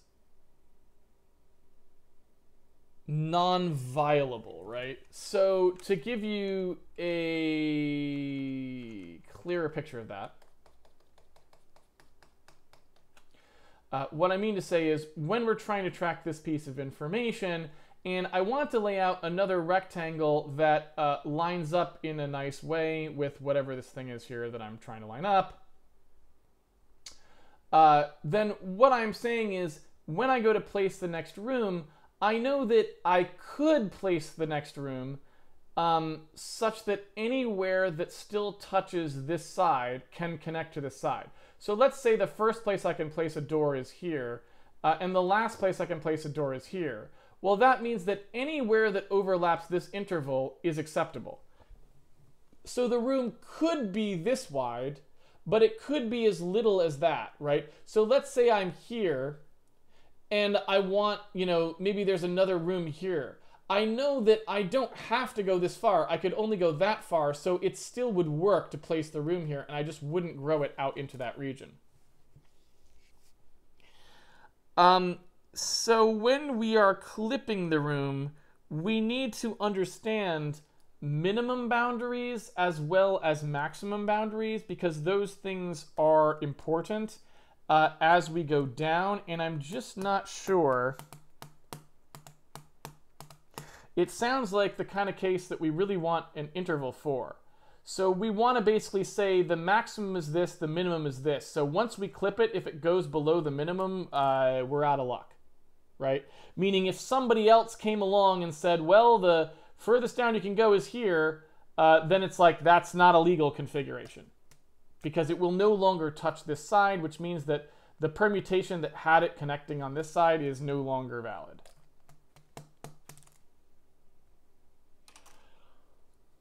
Ugh. Excuse me.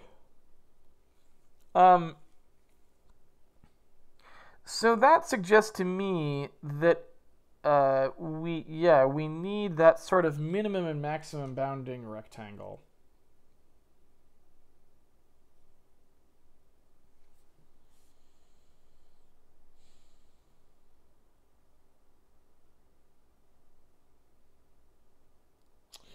And it seems like that's just okay.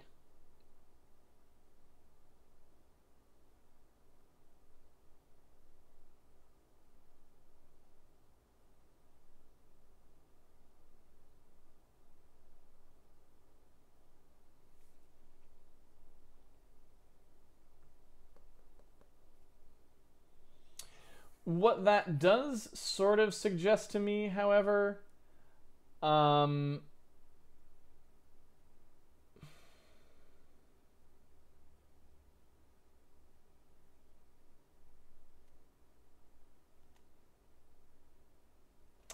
what that actually suggests to me is we don't really need the unioning phase, however. It's simply not necessary. So when we come through here, this is just not necessary. When we go to place the room, we can simply talk about the constraints on that room. So we can simply say, look, we're going to start with 2 volumes.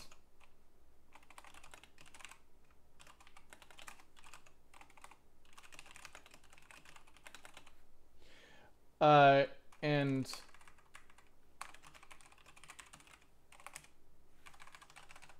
what we really just need to do here is go through the connections and clip the volumes to those connections, right? And we're just going to permute how many of those we actually want to do each time through. So in this case here, we're going to say, all right, the minimum volume, the minimum dimensions for each of these, along each of these. I don't know if I may actually want a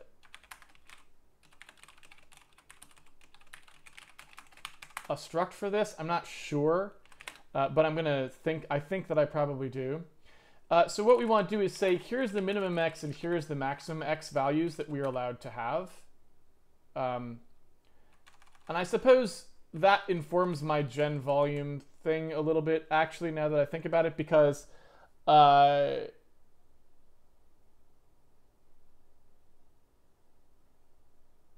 we could just make the gen volume be mins and maxes, and then this would just kind of work, right?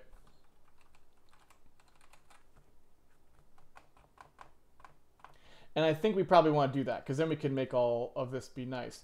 And the reason I said it is because if you think about what happens, x count, y count, z count, those sort of things, the problems is when you start to talk about those, it's weird if they become negative, which is what would have to happen in cases where you're talking about, it's like mins and maxes are a lot clearer to talk about in those cases.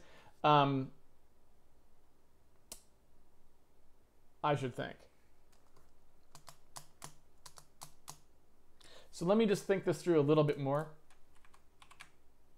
We'll see how I want to do this. So in the place room context here, assuming that I have a connection, what I want to do is I then want to say, for all of the possible ways this thing can be connected, right? And I can just say, there's a direction. We know there's 6 directions that we can connect the thing, you know? And so for each of those 6 directions, I'm just going to say, you know, if the mask value works. And so what that'll be is like connection direction mask. And, you know, this sort of thing. And I can make that a utility function so it's clearer.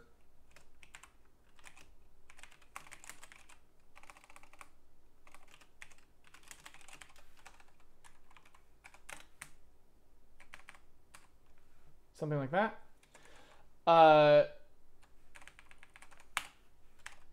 So if it can go in that direction, then we will try constraining it and continuing.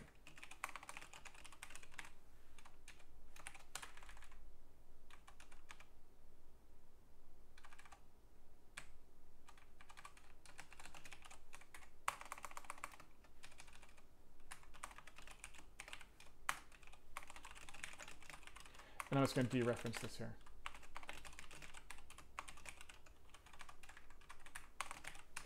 So assuming that I can do that, in this case here, you can sort of see I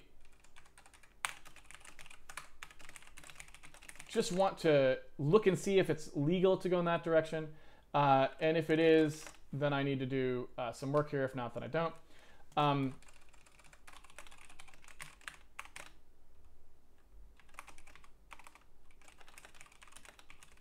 See that in a second. So assuming I can go in a direction, what I need to do once I know I can go in that direction is clip the legal possible places for the room to that particular direction, right? And what that means, like I said, is twofold. It means, first of all, the min and the max of the direction in question, whatever the dimension in question is, has to be clipped. And this is, you can sort of see now why I'm saying I kind of want my gen volume to be a little different. I think what I want to do here is I want this to look more like this.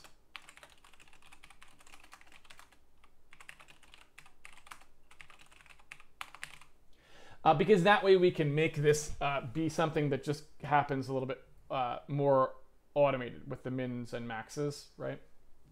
But we'll get to that in a second. So once we know a particular direction, we know that we want to set the mins and maxes to line up with that particular room's thing. Furthermore, I may actually want to do it like this.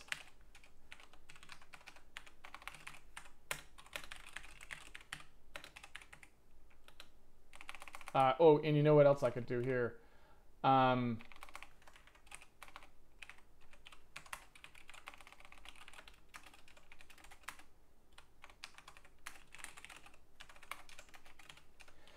If we do something a little bit creative here, right? You can see how we can get arbitrarily fancy.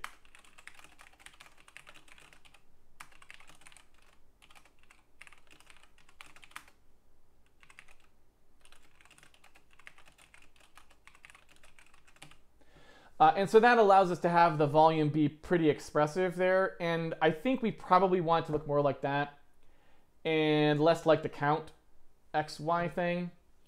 Hard to say. Now, because this is discrete, we also have to make that decision of does the max, is it inclusive of the max or exclusive of the max? My guess is we want to be exclusive of the max. So a min and max of the same value is actually a 0 sized room, not a 1 unit sized room. But again, that's something that we'll shake out. When you're starting to talk about things like clipping becomes a real pain in the butt if you usually have all these like ones in there where you wouldn't normally want them to be. If you don't take some pains to make sure that you say you're exclusive of one of your dimensions, one of your maxima, either the minimum or the maximum, one of your extremum, put it that way. So that seems pretty good. So assuming that we had a gen volume that looked more like that instead of like this, then this can also be automated to a certain degree here, so that as you come through the directions, we can actually say something more like, oh yeah, the number of, let's actually talk about this instead as like a dimension, and we're going to talk about 3 dimensions, and then we're going to do min max or something.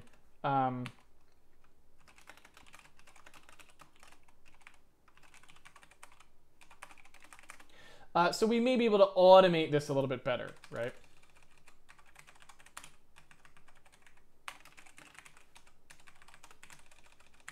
Who knows?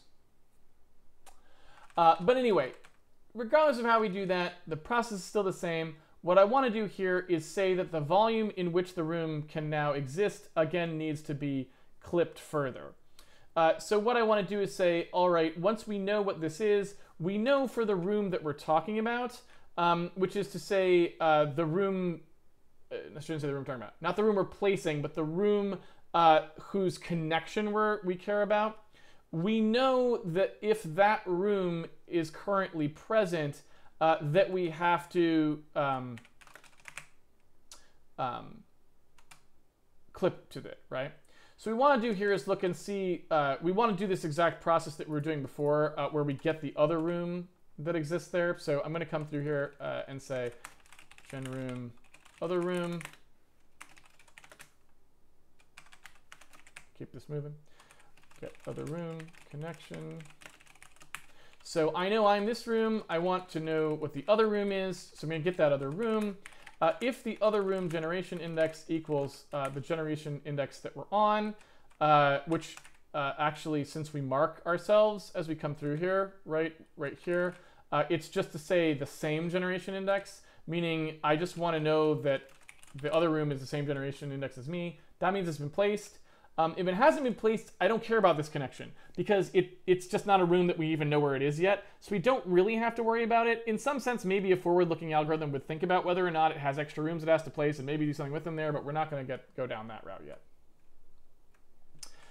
So if we know that this other room is a room that we actually have to deal with, then what we know is it's going to have to clip to this room, and we have 6 ways we can clip it. 2 sides in each of 3 dimensions, right? Now, we only have to do that if this connection was marked as being legal in any of those directions, so that's a help, certainly. But what we want to do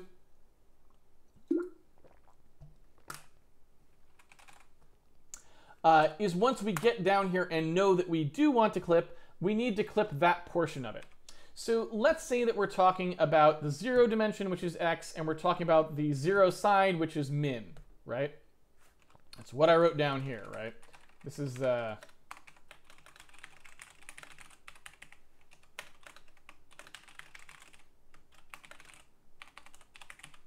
right. So when we're talking about the min side, when we're connecting to that side, we know that that means the maximum of the room we're trying to place, the volume in which it's legal, cannot exceed that minimum, right? So we have to do a clip operation here, where we say if the invol that we're talking about here, and I guess we should, like I said, we want to sort of generate a new one here.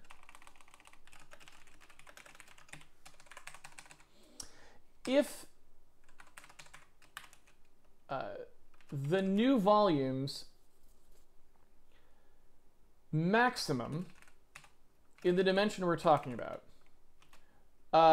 exceeds, for some reason, the minimum, for any reason, the minimum of the dimension of the room we're clipping to,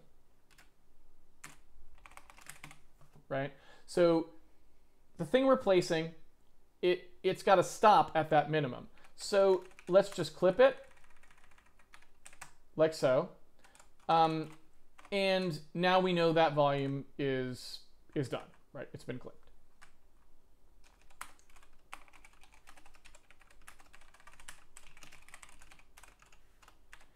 Now we can short circuit this process as well by making sure we don't continue down a road when we don't have any volume left. We could also make this simpler by saying, look, we don't allow rooms smaller than 4 by 4 or something anyway, 4 by 4 by 1. So we could say more is minimum volume for room, right? Something like that. And so that could just say, look, if we end up in a situation where this thing is just too small, then we're just not going to do it, right? So here we just say the result is, well, the new volume max x minus the new volume min x, right? Something like that. The difference between these two things has to be greater than or equal to 4 or something.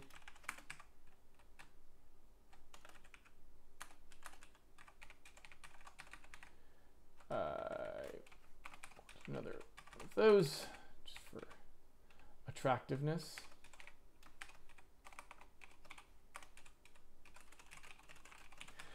So we can just say, look,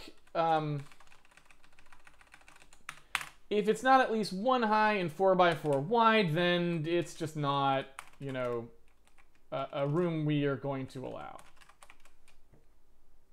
right? And that's fine. So off we go. Don't ask me why these weren't X's. They are.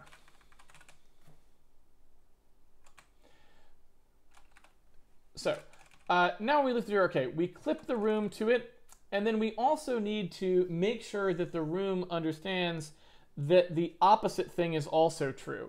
So this was the part I wanted to get to see whether we need additional information in here, because I wasn't quite being able to think it through, probably because talking and coding at the same time is somewhat difficult. But what I wanted to do there is just say, okay, look, if I have a room and I'm saying that this is the side I'm going to try a connection on, what I want to do is say, well, the legal volume for this here, it had better know that it can't go below here, or it can't go. The minimum can't go past here, and the maximum can't go past here. Further down the line, right? And so I think that's...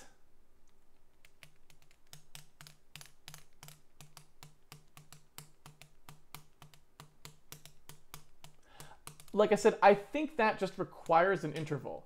I think that requires for each of them having a min and a max for the entire volume, right? Meaning, once I have to say that the maximum has to be, can't go below this other value, I think I just have to do that. There's really no other way to record it, right? So this is fine for that first part, which is to say, clip the room to being above here, but that's not sufficient for the rest of the process, right? So if we have this gen volume,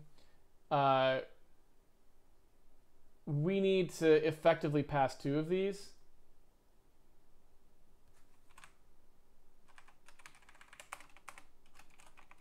I think. So there has to be a min vol and a max vol. And the min vol and the max vol are basically saying what are the minimum values and maximum values of the actual volume itself, which itself is minimum and max values. But we need essentially regions for each of them, right? And so what we could say instead is what is the volume of space that the min can occupy, and what is the volume of space that the maximum can occupy, right? And we can do that, which is a little, I know it's a little confusing, but I think we can just do that. And that's all we need to do. So in this case, what we would say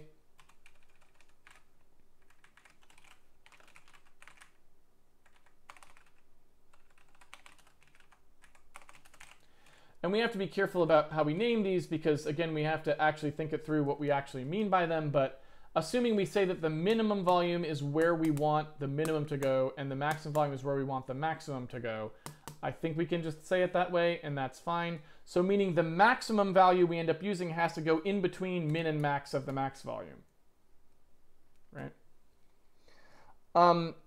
Okay.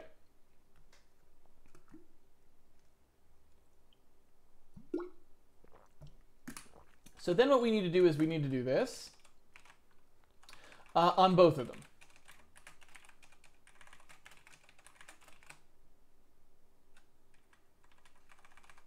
So both the min and the max volume must be clipped. Nothing can go beyond these values now, right? They have to stop. So the maximum value of both the min and the max cannot go beyond the room in the one we're talking about. Then we must further clip the min and the max, more specifically, each of them very carefully. So now, instead of comparing them to the same value, we will actually compare them to different values. So the minimum volume is the place where the min can go. We know that the min is now no longer allowed to go past the maximum volume value of this guy, possibly with an apron, right? Possibly. So there might be some, you know,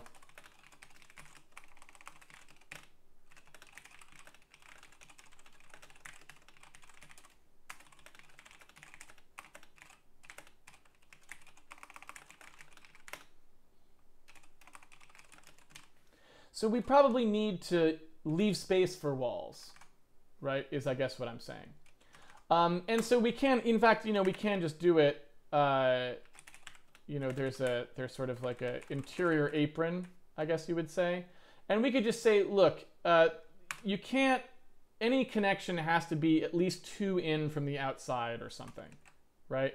Like that's just what we're saying, or even just 1, right? So if by chance the maximum value here has exceeded, you know, the interior apron, right, you know, you've got a problem or something like that. Okay. So let's just talk about what this has to mean. So for this connection, again, these are not the correct, it's not these, it's not dim necessarily. But we know we're going to be looking at things that look like this.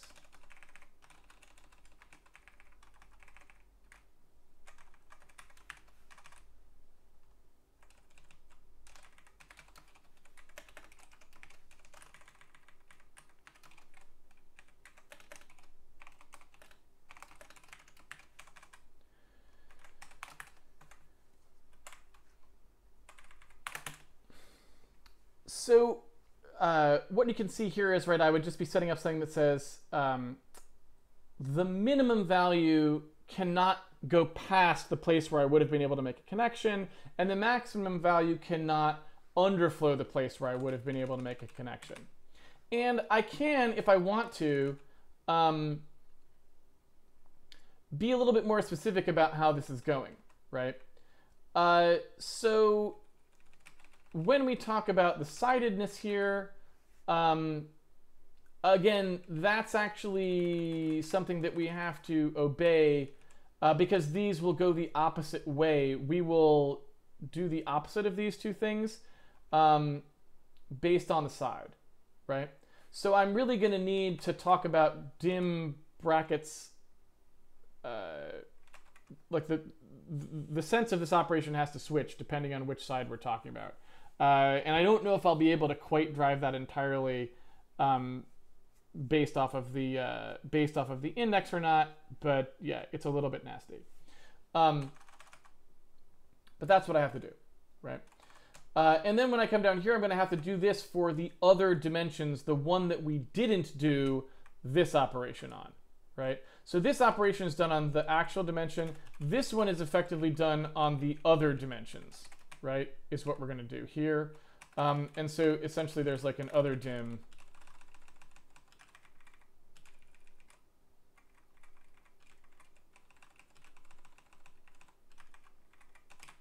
happening here.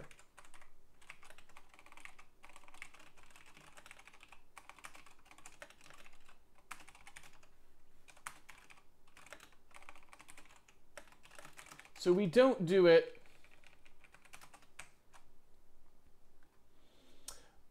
in the case where we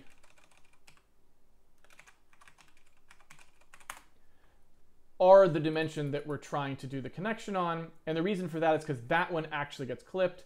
We do it on all the rest of them because now we know that we have to fit that aperture, which is how whatever the sort of facing side of the room is that we're trying to connect to, we've got to keep our room so that it can touch it, right? And furthermore, we probably have more work to do there. We'll think about that a little bit later. But it may be the case that Z always has to be handled specially because maybe we can't really, you know, if two rooms abut like this, we may not have stairs and stuff that do whatever that is, so we may not be able to create connections like that. It may be that if two things connect on the side, their Z minimums have to coincide. Like that just has to happen. So there may be a lot less flexibility in terms of placing rooms. If there is a room that's high, maybe we never have rooms that are high and it doesn't matter, but if we do, then that's you know, something to think about. So this part now needs to get worked out. So in the case where we're talking about the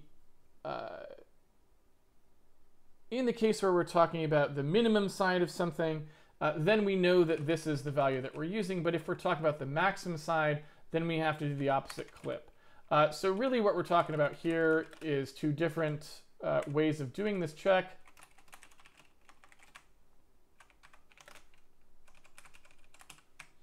And so in the case where we're talking about side 0, that's what we want here. In the case where we're talking about side 1, we actually want this. And in this case, again, it's the opposite sense of the check, right? So if we were clipping to the far side, master and commander style, then we need to sort of say, let's clip to the max instead of the min. And of course, we're clipping the min. So we're moving the min up so that it's got to be past the max of the other room that we're clipping, depending on which of the sidedness ones we do there. Once we do that, then we can continue to place the room. And so in here, again, yeah, we sort of have the min and the max are starting out being allowed to be anywhere they want to. So this is an infinity volume. It just contains everything. And then, and in fact, I suppose we can simplify that procedure a little bit. And then we can go from there. So once we have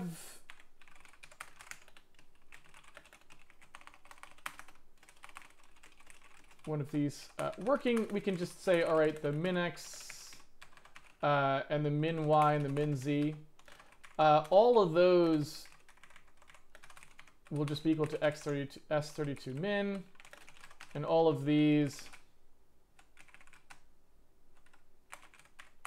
are sorry, max. So the infinity volume just contains everything. You could go as far as you want in either direction.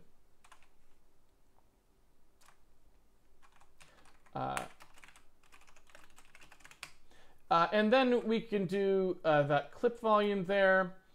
And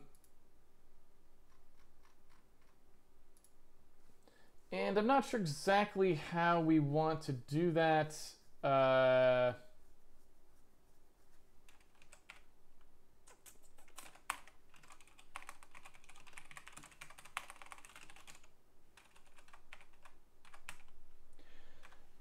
Maybe we just return a volume.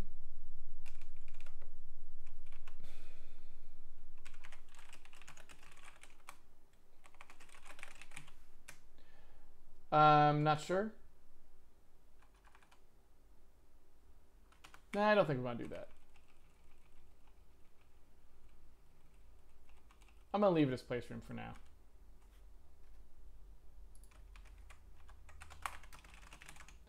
We'll probably change it later, but I'm going to leave it that way for now. So I'm also going to just pass pointers here.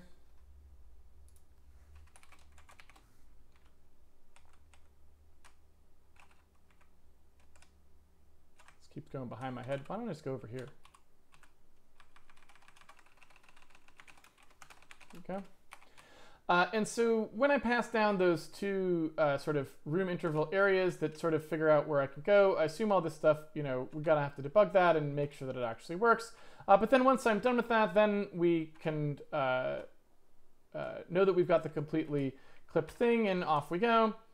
What we're gonna be able to do at that point is just say, well, once we get down here, we know we've finally had a way to possibly place this room.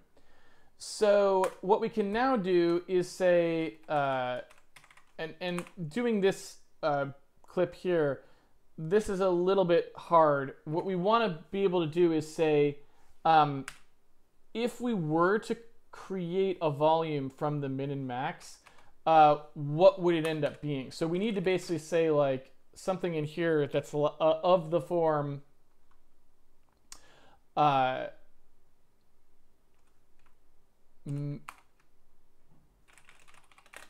get maximum volume for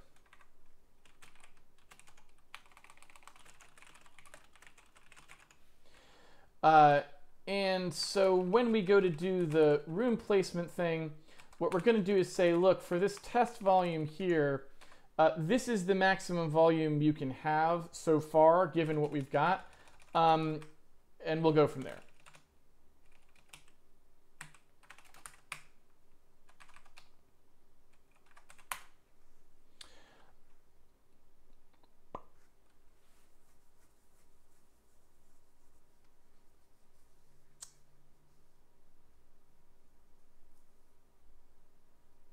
Trying to think of how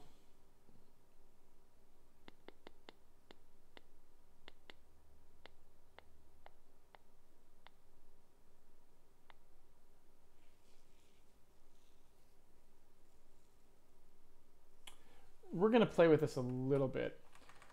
Yeah. All right. Anyway, when we do get maximum volume 4 here, we're going to say, like, all right, here's the places where the minimum can be. Here's places where the maximum be. What's the biggest room we could do? And then we're going to say, all right, if the biggest room we can do is still too small, this is a dead end. We're not going to be able to place a volume, so just stop. If it is big enough, keep going. And then finally, we'll get down to the place where we're like, oh, hey, we've got no connections left. We have room for, we have what we could place room is. Let's place the room. All right, so when we do minimum dimension of room, I realized too that this is not quite right. If this was 0 and this was 0, you would end up with, I just want to make sure this is right. let's say that it was on 0 and that was on 4. So that's 0, 1, 2, 3. That's 4 times minus 0. So that, okay, so that's fine. So this would all be correct. So now I need to actually implement this function, get maximum volume for. And I think I'm only going to really use that in the early out case, but we'll see in a second.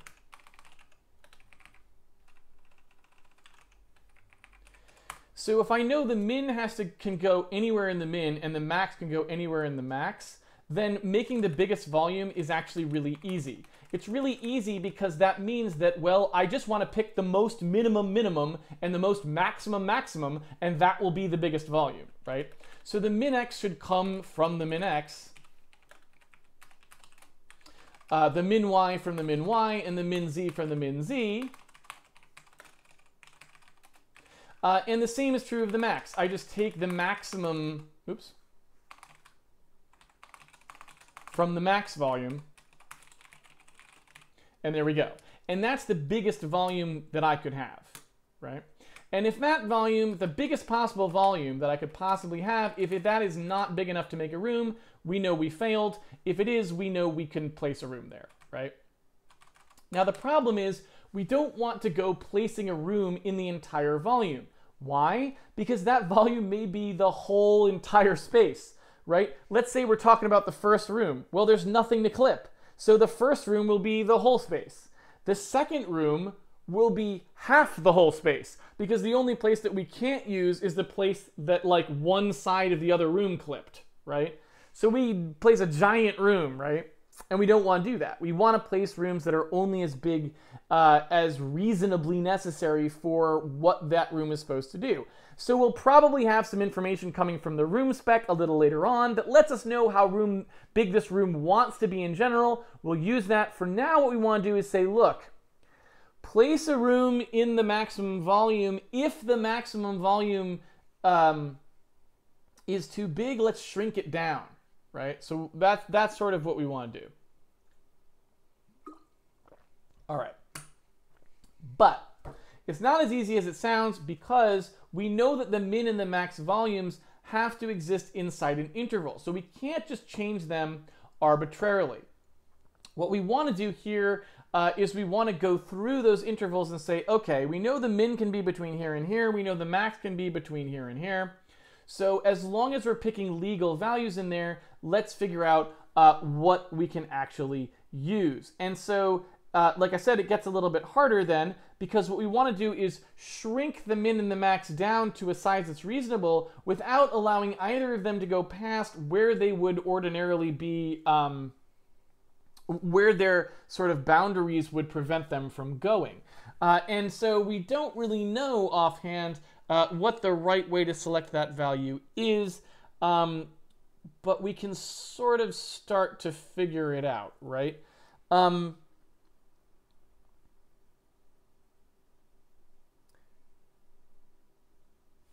We know, how should I put this? So we know that we can try some different locations that we have. I'm going to draw out the cases here. These are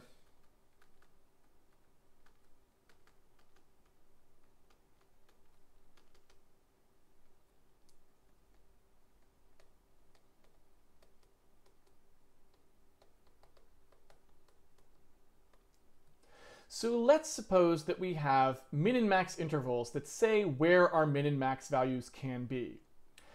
If we have already determined that this is a legal way of placing a room, then there is one thing that we are sure of, and that is that the minimum is less than the maximum.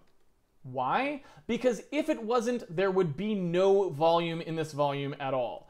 Meaning, if I have an interval that contains the minimum and I have an interval that contains the maximum, it had better look like this, because even if they're overlapping, it still better look like this, because this part and this part cannot cross. If they do, there is no range at all.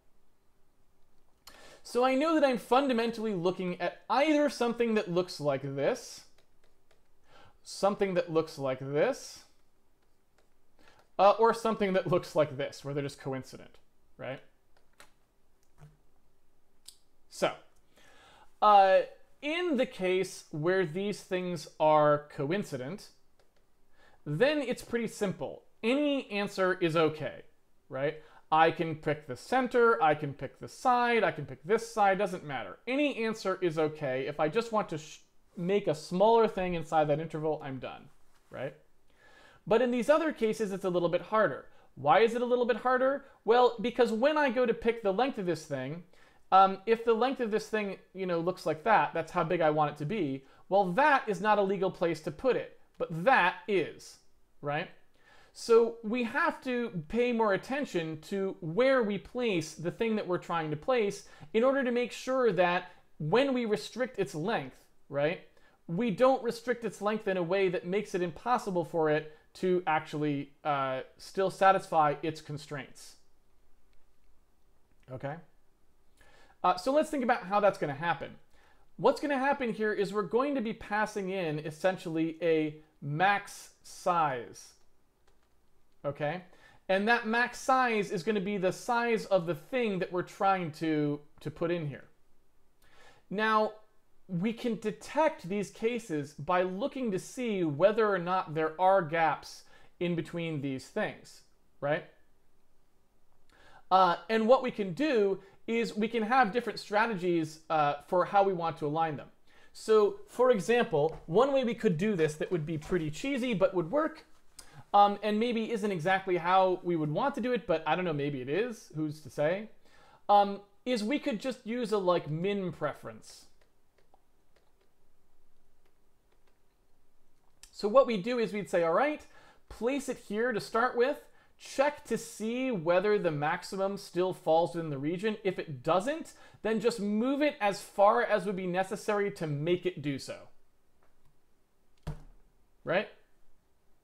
Done. Because I know if I could place this thing at all, then that would have to be the case, right? If I can't do that, then I really can't place this thing. And so I'm kind of done right at that point. I just have to say that the room placement didn't work, right? So what I can do here is say, look, I'm not going to use this part here. This part isn't necessary, right? Instead, what I'm going to do is I'm going to go through each dimension of my room and see whether or not I can actually place it fairly or not, right? So I'm going to say, let's start with a volume. This is the final volume for the room that I'm going to be working with. Maybe I do call get max volume, maybe I don't. I think in this case I don't need to. So I'm going to start with the final volume, and I'm going to go over each dimension in series because the code for each dimension is the same, right? I don't need to do anything differently, at least not at the moment. Like I said, it may be in the future that we actually need to treat the Z dimension specially, in which case we got to change the way we're doing it. And off we go. But, so when we get down here to the final volume, we need to set the min for a particular dimension and the max for a particular dimension. And so what I want to do is I want to say, all right, let's set the min for a particular dimension. And maybe, you know what, I'll just do these with some variables that are easier first. So we've got our min volume, our max volume. That, again, is the largest it could possibly be, right? The room cannot be any bigger than that. And so then what I want to do is I want to see how big is that volume. Is it too big? Is it within the range of legal volumes for the room, etc., right? So then I can say, all right, let's say the max minus the minimum. Is that greater than the max dim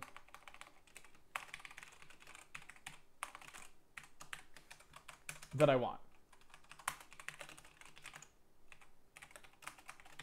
And I'm just going to say here, look, I don't want rooms that are bigger than 1 unit high at the moment. I don't want rooms that are bigger than, let's say, I don't know, 30 in either direction.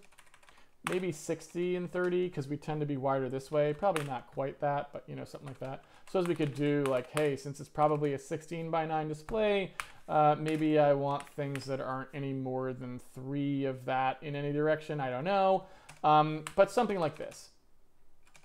So then I see, look, what's the status here, right? Well, okay, if I can't make that work, then I'm going to say, all right, let's set the minimum equal to the min vol. Well, it already is. Let's set the maximum equal to the min plus the max allowed dim. So now I know that I'm compliant because I'm the largest the room could be. So I'm going to shrink it down from there, right? I could also check here to make sure that I'm bigger than the minimum, but we'll do that in a second. So now I set it to the max allowed dim, and then I got to check, all right, am I still within the legal area? So then I say, like, okay, is the max greater than or equal to the maximum volume's minimum location it's allowed to be? And is the maximum less than the maximum volume's maximum it's allowed to be? And if it's both of those things, right, then I'm okay. So this is like, you know, a legal location to be. So I probably should do is this. So I'm really looking for the change condition. So what I want to do is say, okay, if the max is less than the minimum it could be, or the max is greater than the max could be, you know what, it can't really be that because we're already saying that we were bigger than that. So it's really just this. This is the only one we can really be. So assuming that that ends up being the problem, where so the max has now dropped below what it can be, what we can do instead is say, all right, the max equals max vol, max dim. Let's reset it. I'm sorry, the minimum. Let's make it that minimum, and then we'll just set the minimum equal to be the max minus the max allowed dim.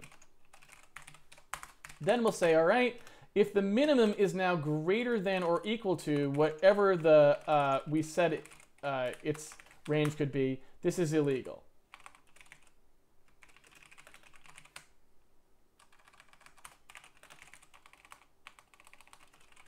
Because that's just result. So the result tells us whether the room is valid. We'll assume it's valid, and we go through all of these to test. We may find that actually we can't really do it. If that's the case, all bets are off. Once we figure out what we've got here, when we get down to the bottom, I'm going to set the final volume min and max here, like so. Once we actually know if we did get a valid room out of it, we can actually set the room, like so. And then we're actually done. And so at that point, I've just sketched out the routine that does that work of trying out all those possible different things. And again, this is just the start. It's pretty complicated, obviously, and we're gonna have to debug it because there's probably bugs in here, given all the ridiculousness I just did. But that's the basic idea of brute forcing all the different attempts at creating like sort of connections for connected regions for those rooms. One part of the strategy. And again, we're not done yet because this is only trying to find a possibility given what we're going through. When it can't find one at all for a room, we have no backup, right? So basically, you know, in here,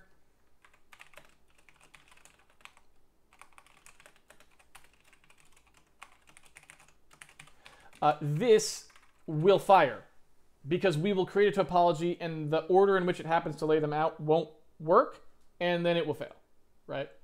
And so what we're going to have to build as we go is now the thing that happens when a room placement fails figures out a strategy for backing up and trying other things, right? What I'm going to do right now, because we're way out of time, I took way too much time there, I apologize for that, is I want to go ahead and do an if here where I just if-def that out and go back to the original really quick because now that I know I definitely want a parametric way of talking about room volumes, I don't want this anymore. So what I want to do is I want to go through the code here and get myself back to, sorry about that, get myself back I call them cursors in my internal code base. That's why I accidentally typed cursor there. So what I want to do is get myself back to the same working code I had before, because I want that test code to be known good. I want to go ahead and make it so that I can use the new format for the room volume, right?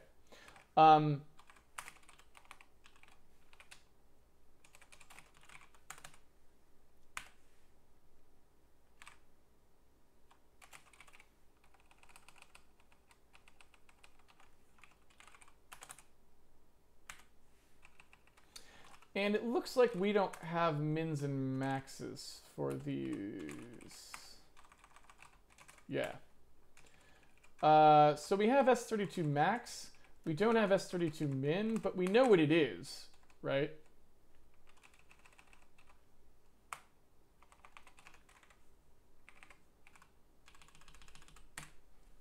Right? Oh, no. That's not true. It is...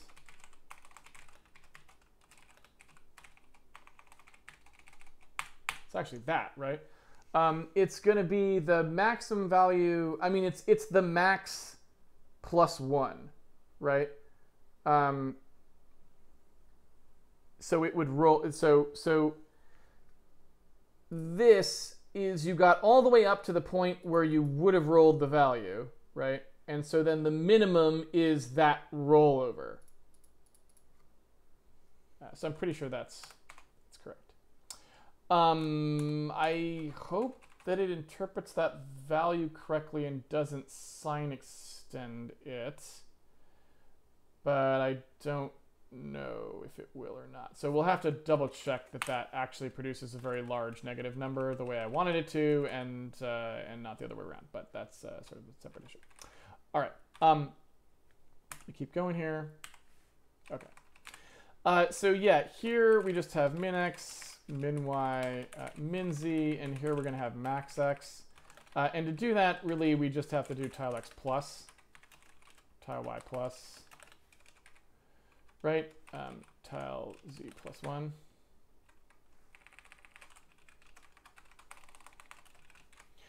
So that's, really very, very simple.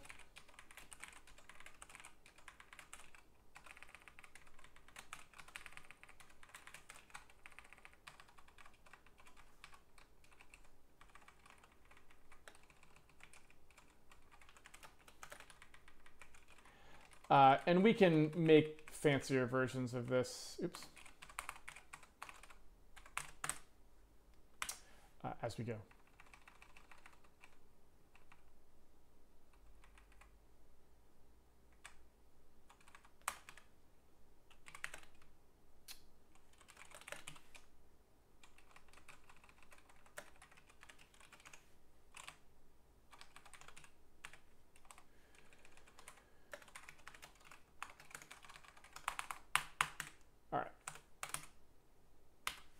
And so tile x just now actually equals the max x, right? And then is in volume now just needs to know it's greater than the min and less than the max. And it doesn't need to do any plussing anymore.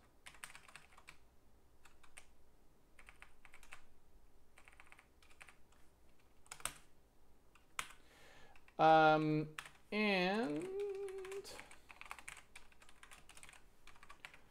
I'm not sure that we care too much about this stuff, but I'm going to make it happen anyway, just so we can run it again. Oops.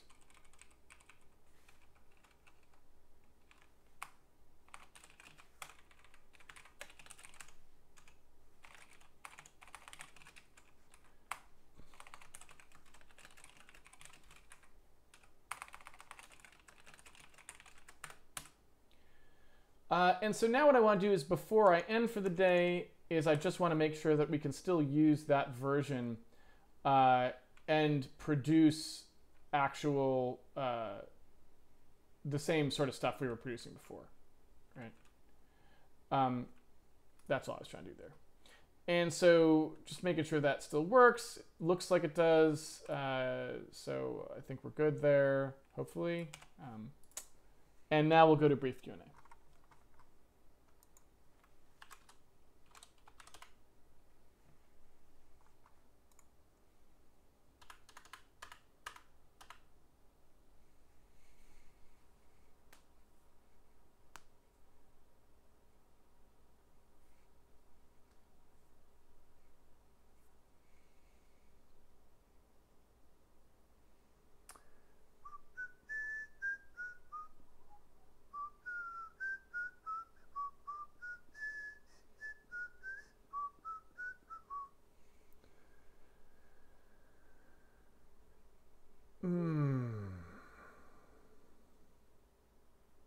Long Boolean thinks he caught a typo, and probably did.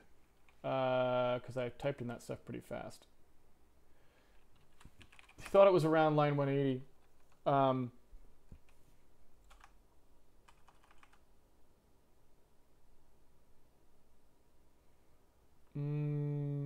You're probably not there, right?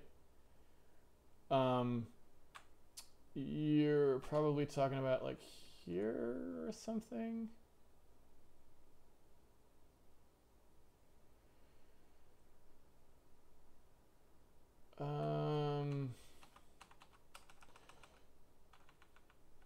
Oh, I know what. You're talking about the world. Yeah, we're in the wrong code. That's why. We're in the wrong file. There we go. Let's see. So yeah, this part, I mean, like I said, this part we're gonna have to go over again, but I might as well do it now if you want to take a look at it. There weren't any other questions when I just looked there. So the minimum locations maximum value, that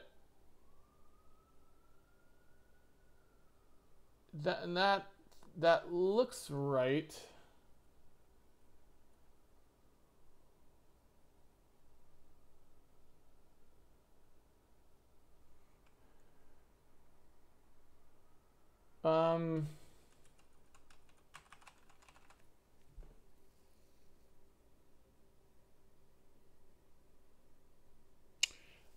I mean, you might be right. I'm just not thinking it through, but that looks like what I had intended to write. Is this the code you're talking about?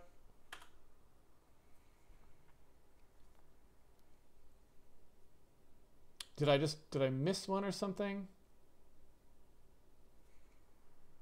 It looks right to me, assuming I'm thinking it through properly, which, you know, with this kind of code, it's very like obvious geometrically what's going on, but it's like one of those cases where typing into code, it doesn't work at all. Like code does not represent these problems well at all because they're visual and geometric. And so it could be that I'm just thinking of it wrong. But what I was trying to do, it looks like, I mean, that looks like what I was trying to do to me, but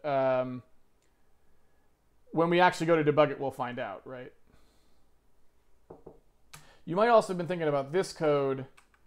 Let's look at this code. If the max is greater than the max, then it has to be truncated.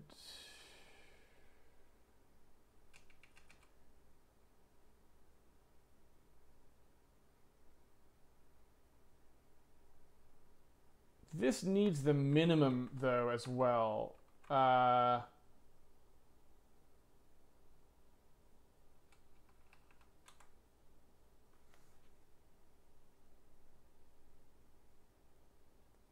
So this really, I think this should happen for the max and the minimum. So this is actually wrong. I mean, it's not wrong, it's incomplete, which makes it wrong.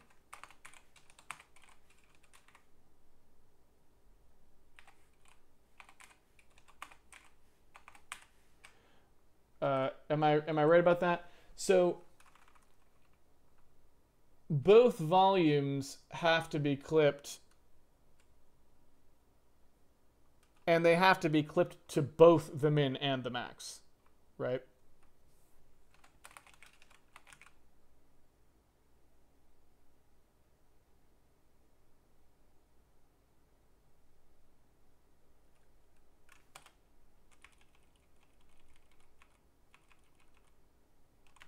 I'm pretty sure.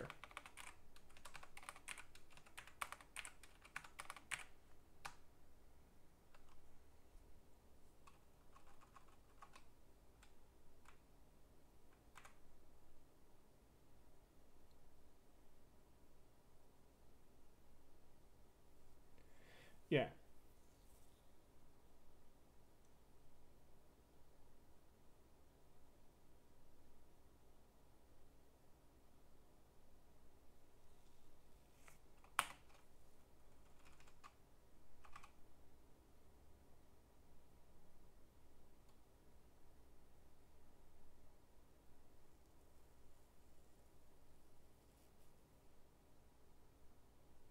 So this code, yeah, we need to fix a little bit. So this should be, if the max is greater than or equal to the max, it needs to be pulled back. I think only if it exceeds, right? And then if the max in the other case is less than or equal to the min, then it needs to be pulled in, right? And then the same thing goes for the mins. If the min is going to exceed that maximum,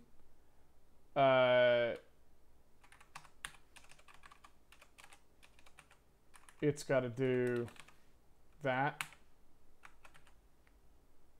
right? And if the min is going to drop below the minimum, then it's going to have to come up to the minimum.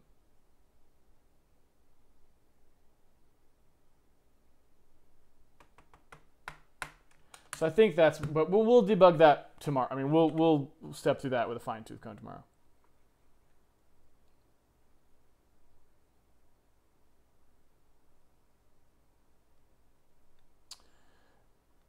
Big Mofo 1.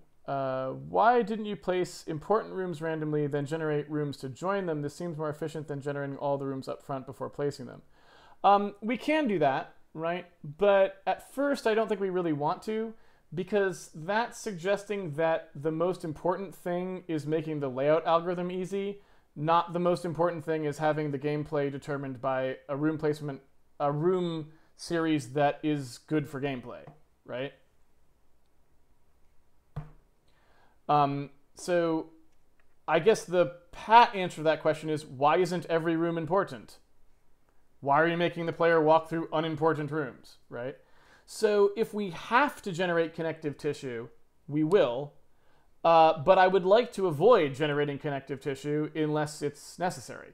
So the best possible layout for a set of rooms is to only put the rooms in there that the player actually needs to be in, right? And for every room you have to generate that the player didn't really need to be in, but we're just doing it to make the layout work, that's actually bad. So in my mind, I would rather have a layout algorithm that gets as close as possible to only using the rooms that the gameplay generation actually thought should be there, right? At least to me, that's fairly self-explanatory, you know, if that makes sense.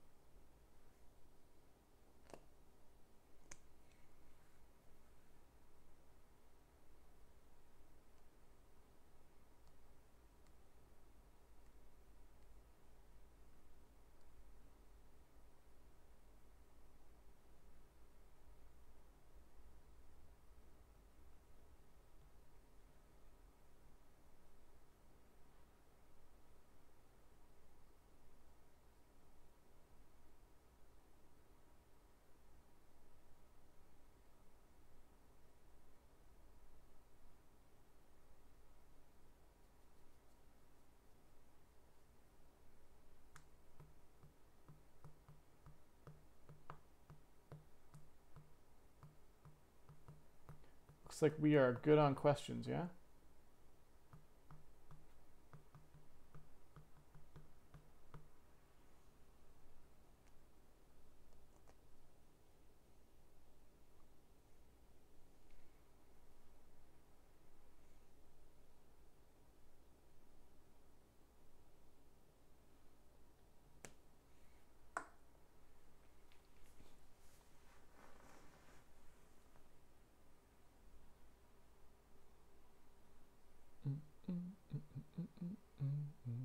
All right. So I think we're good on questions, so I can wrap it up.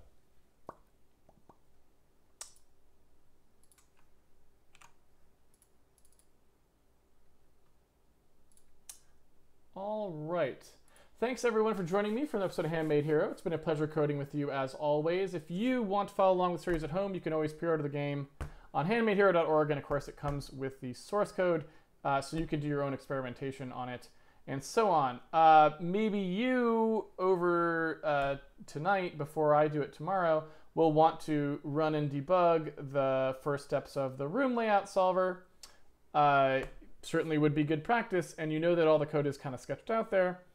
And maybe if you're feeling really frisky, you could go ahead and start putting in a thing that does retries when it cannot place a room. So it knows it's reached a dead end, some way of trying a different room placement, right? We could do. So yeah, think about it. Give it a try. Until tomorrow, I'll be back here same time, same place. Until then, have fun programming on whatever you choose to program on, and I'll see everyone on the internet. Take it easy, everybody.